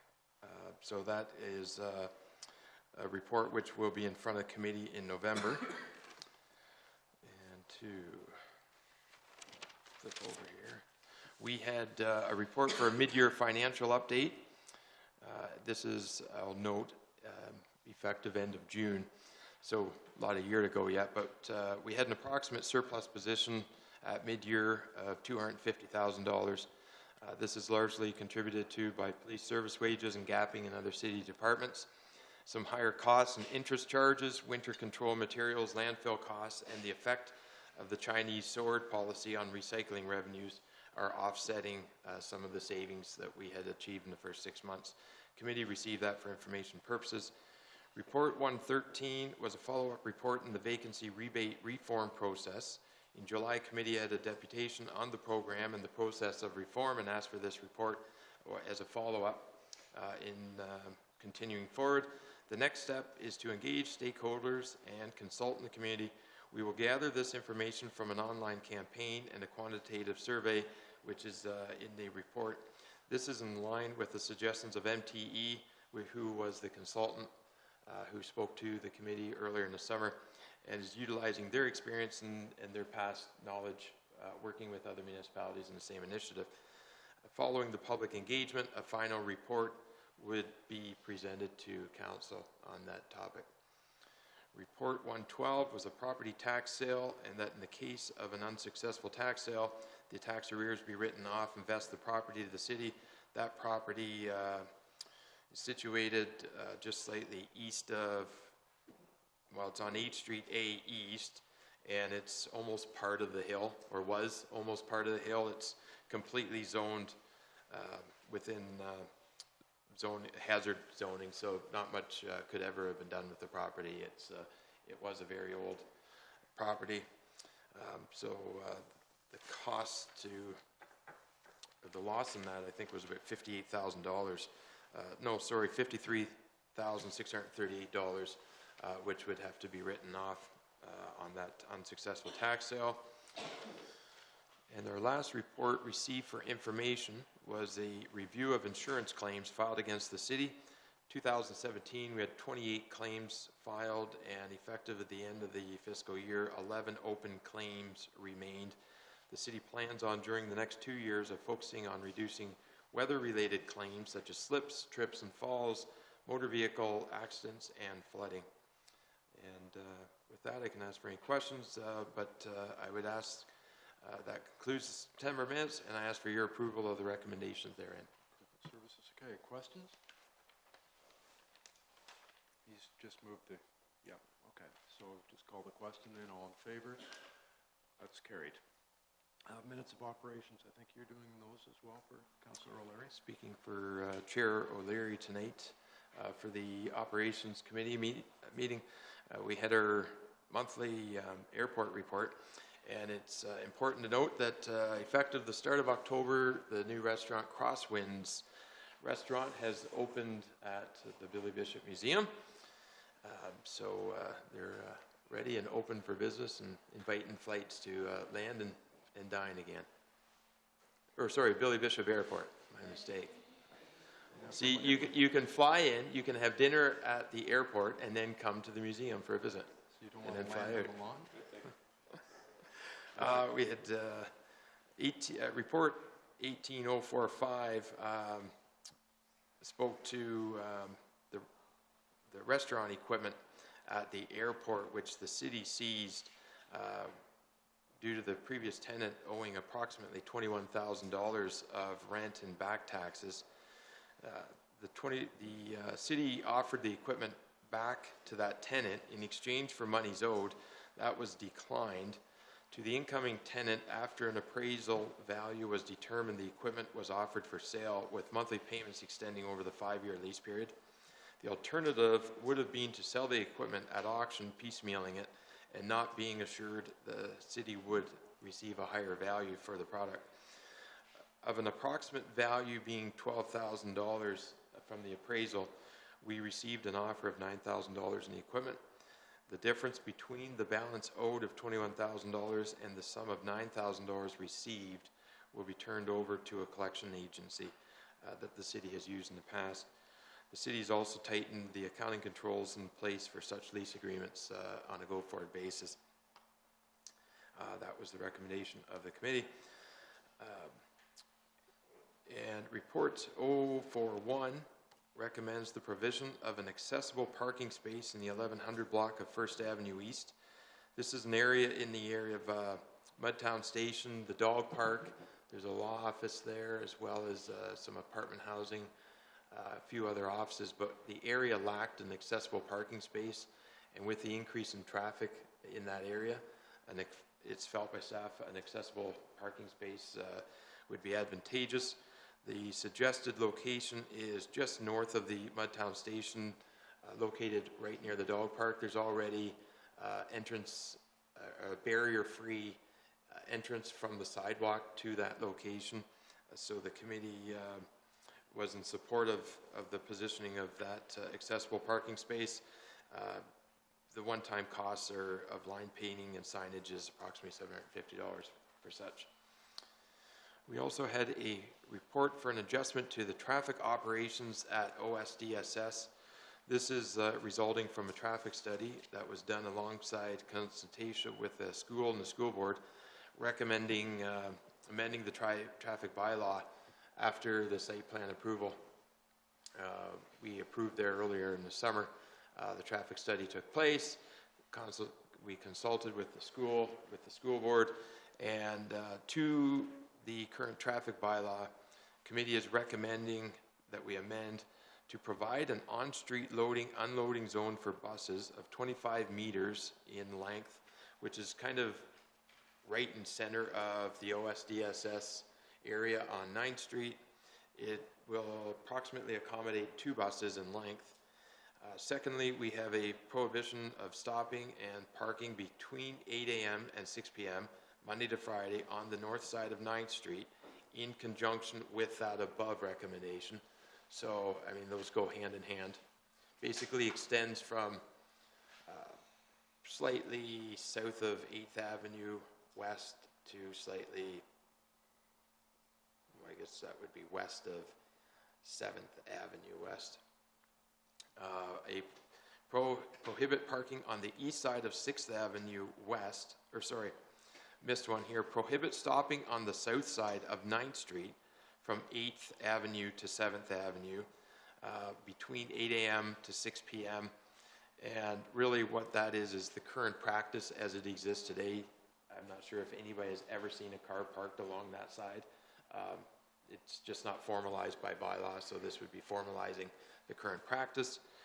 And then lastly, we have to prohibit parking on the east side of 6th Avenue West to a point 35 meters south of 9th Street and to relocate the center line to better facilitate bus turning movements and clearances. These should help alleviate congestion from 10th Street Bridge closure as well in the future when the bridge is removed. Our last report was to allow the declaration of a significant weather event to be made by permanent heavy equipment lead hands, public works superintendents, manager of public works, and the director of public works and engineering. This would be a scenario where we have perhaps a significant squall comes in or a streamer and it's just prolonged in nature. Staff are able to monitor the conditions, see it coming, and issue a public media advisory to that effect, notifying the community. And it is worthy to note that our current reporting is very meticulous and does commonly get complimented for by legal counsels. That was mentioned during the committee. So it's important to note that our record keeping and work right now is recognized. So with that, I would ask for the approval of the recommendations within. Any questions? Councillor Kepke. Thank you, Worship. The only question I would have is the time of the adjournment. It was 6:08 p.m. and so this whole meeting took 38 minutes, and I can't believe the amount of detail you've given us for a 38-minute meeting. That is correct. We were at 6:08. I think there was something on that night. We weren't late. Deputy Mayor Wright? One explanation is that the parking bylaw had come back and we didn't make any changes to it, so there was no discussion to that. So it was a very small agenda.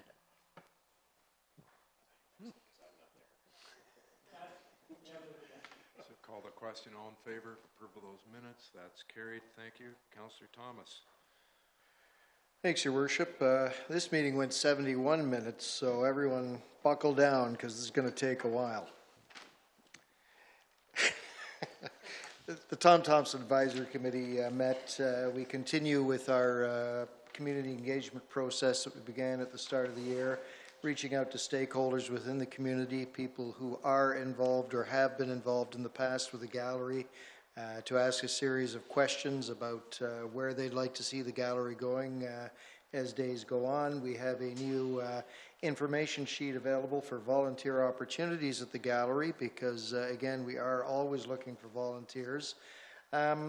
We had a meeting with just a casual meeting with the Tom Thompson Art Foundation, and we have agreed that there are certainly opportunities to work with the foundation as we move forward.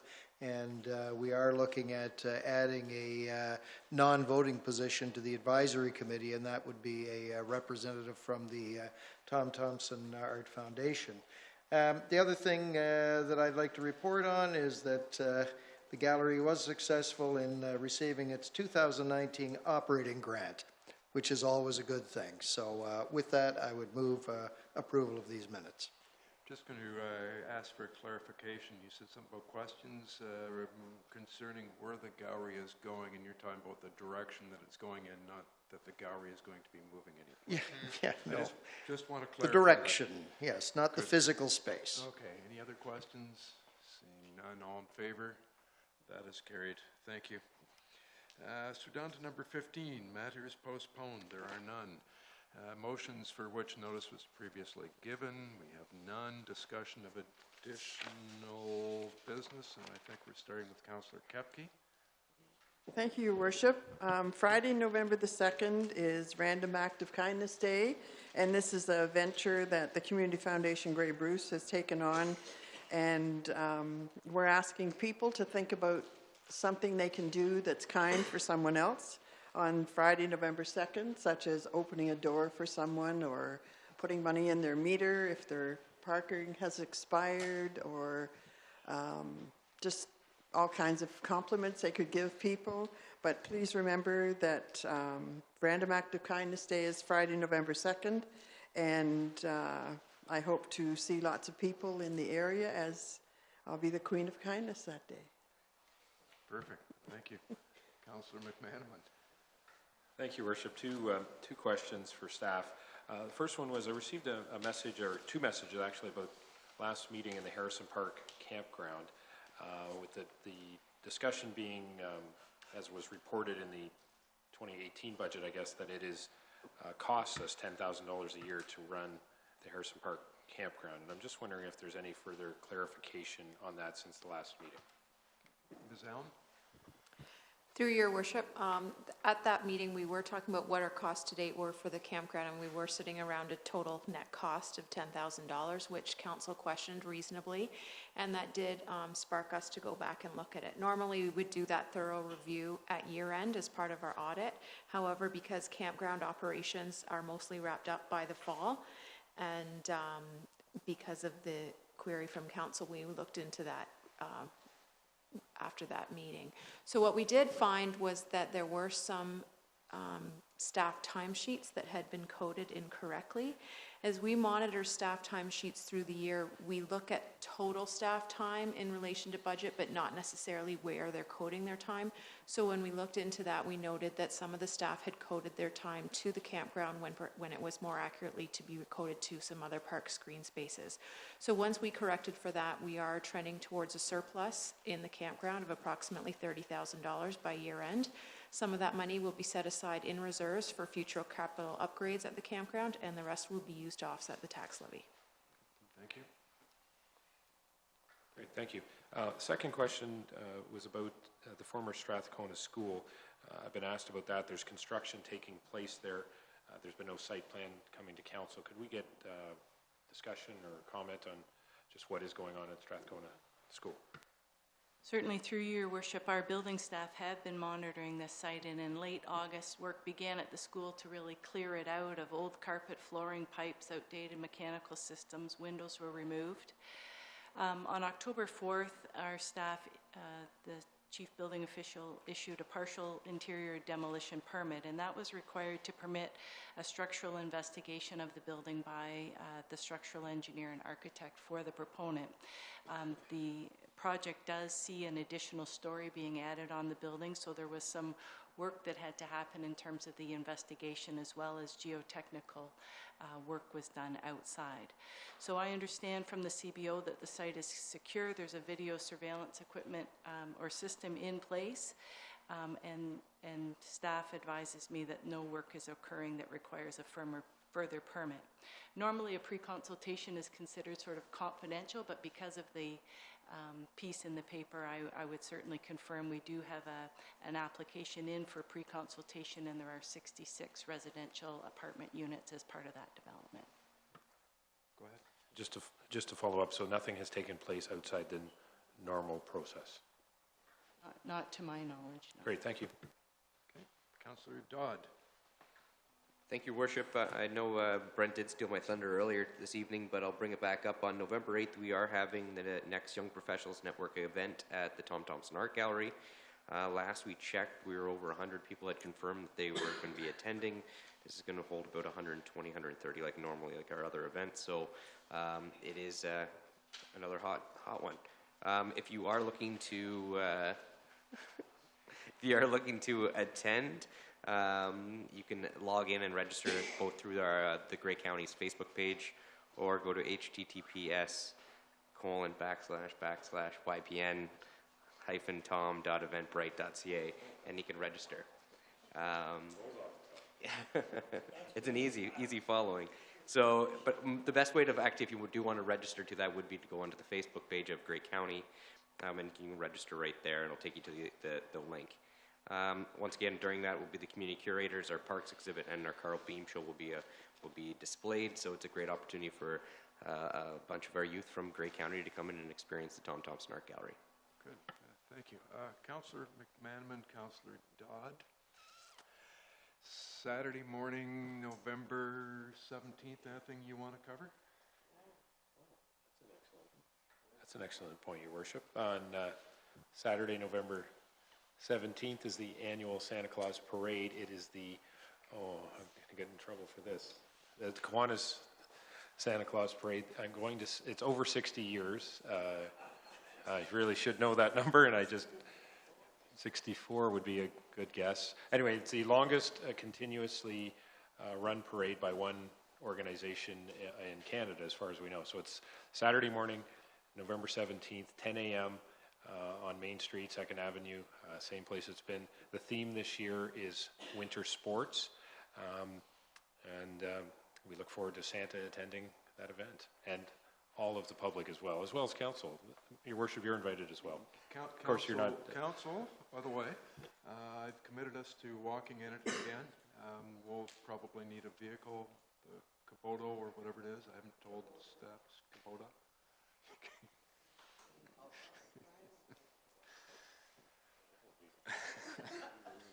I'll leave that one alone. Councillor Lemon, I think you're next. Thank you, Your Worship. First of all, on the weekend, we had the 18th annual honoring our local veterans at the Legion, put on jointly with the Billy Bishop Museum, and the museum cooperated with the Legion on this. It was a really moving event, particularly large crowd. All the seats pretty well were taken in the auditorium, and I think that was wonderful to see that number of people out. The speech was very interesting, and it was on the role of the Air Force in the Sicilian campaign during World War II. And it struck me as ironic that a few days ago, 11 persons, Jewish religion, were massacred or murdered in Pittsburgh, Pennsylvania. And here we just honored a lot of men and women who put their lives on the line to defeat racism, fascism, Nazism, whatever ism you want, and then to see its ugly head appear in North America. And I would make a request that a letter from our mayor go to the mayor of Pittsburgh expressing our condolences and our sympathy on this horrible event that is absolutely shocking. We thought that was gone, but it's back again. So that is my motion that a letter be sent to the mayor of Pittsburgh with the condolences of the city for the 11 people who died and the 6 people who were injured, some of them seriously. Thank you. Yes, we don't need a motion, Councillor Lemon. We'll do that. Good suggestion. Thank you. Guess it's down to me. We attended Thursday night the Chamber of Commerce Annual Business Awards. It was a very fun night. Murder Mystery presented with Roxy and Friends, Roxy Theatre and Friends, and it was very well done, a lot of fun. Tenneco, we all know that Tenneco's news is out there around. Friday morning I received a telephone message at 9:14 from Jeff Kane, who is the manager. He's from here. He's been there for 27 years, so he himself is like a lot of the employees throughout the building that likely losing a job, and is pretty sad about it. We expressed pretty quickly that on behalf of council and the residents of Owen Sound, we feel for their employees and their families and people that will be losing jobs from that location, and you know, all the unknowns that they will run into. I think it's been 43 years that Tenneco has been there, first as Monroe. And so that is a loss, you know, as we've tried to build the city, tried to attract new jobs. It would have been very nice to keep those 500 jobs and add more jobs to it. And so this is a hit for our community. If there's a silver lining, we know that Bruce Power is looking to hire directly, indirectly, provide jobs of up to 22,000 people over the coming years. Staff scrambled pretty quickly on Friday afternoon and set up a meeting with Grey County. I think Wayne, Pam, and Brent went up and met with them. They've been in contact with various ministries, employment partners to ensure that all resources are available to the employees of Tenneco, and a lot of those ministries have contacted Tenneco directly. Minister of Training, Colleges and Universities, Minister of Economic Development, Job Creations and Trade, OMAFRA, have all been in contact. I think they've been in contact with Selena Williams from the coordinator of Bruce Power Supplier Management. So we know that there will be a lot of resources made available for those people that have been working at Tenneco. I think we're thankful that they announced it now, knowing that the plant doesn't finally close until the spring of 2020, and we're closing at Christmas time, so it gives workers time to be retrained, people to work with them, and we have time to try and make sure that everyone gets as many jobs as they possibly can out of that. Finally, I think it's one of the questions that came up with regard to committees. For our council committees, the deadline to apply for a council committee is December 7th. If you go into Owen Sound's homepage, it's owensound.ca, go to the City Hall tab. Under that, there's a Mayor and Council tab. Under that, go to committees. This is kind of a long way down. I wonder if we can get it moved to the front page, I guess, before I go through. Yeah. So there's an application form there, if we can get it closer to the front page so that people can find it easily and apply. As Councilor McManaman has hit on, we have some good debates, good discussions that are led by the public members, not by the councillors, and discuss a lot of these issues in detail. So if you want to be involved with governance, with decisions that are being made by the city, please get involved with committees. We'd like your help. Especially, we did videos for a youth that was posted during the election, and that was one of the big themes. If you're under 40 especially, we'd love to have you involved and have your input. We're tired of just listening to Councillor Dodd all the time talk about all the things that are going on. But we'd really like to have input from people, so that would be great. December 7th is the deadline. Those are my matters. Go ahead. Just one item I was incorrect. It is the 73rd Kiwanis Owen Sound Santa Claus Parade.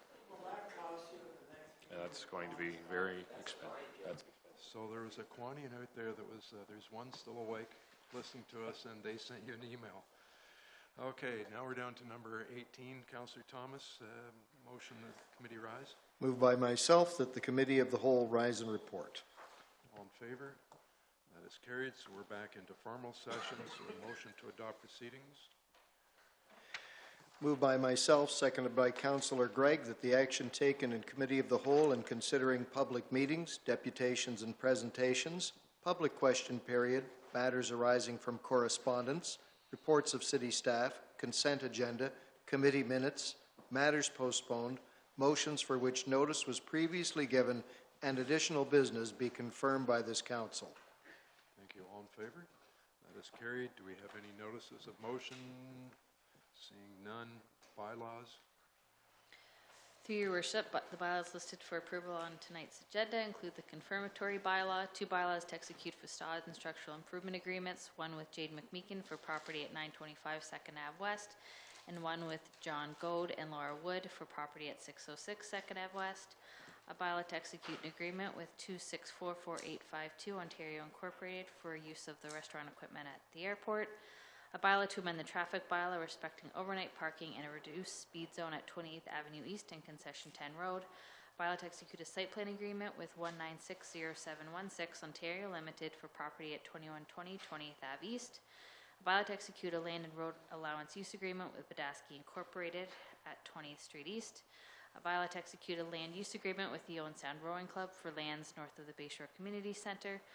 Bylaw to execute a lease agreement with Michelin and Casey Burrows for the operation and concession stand at the rec center.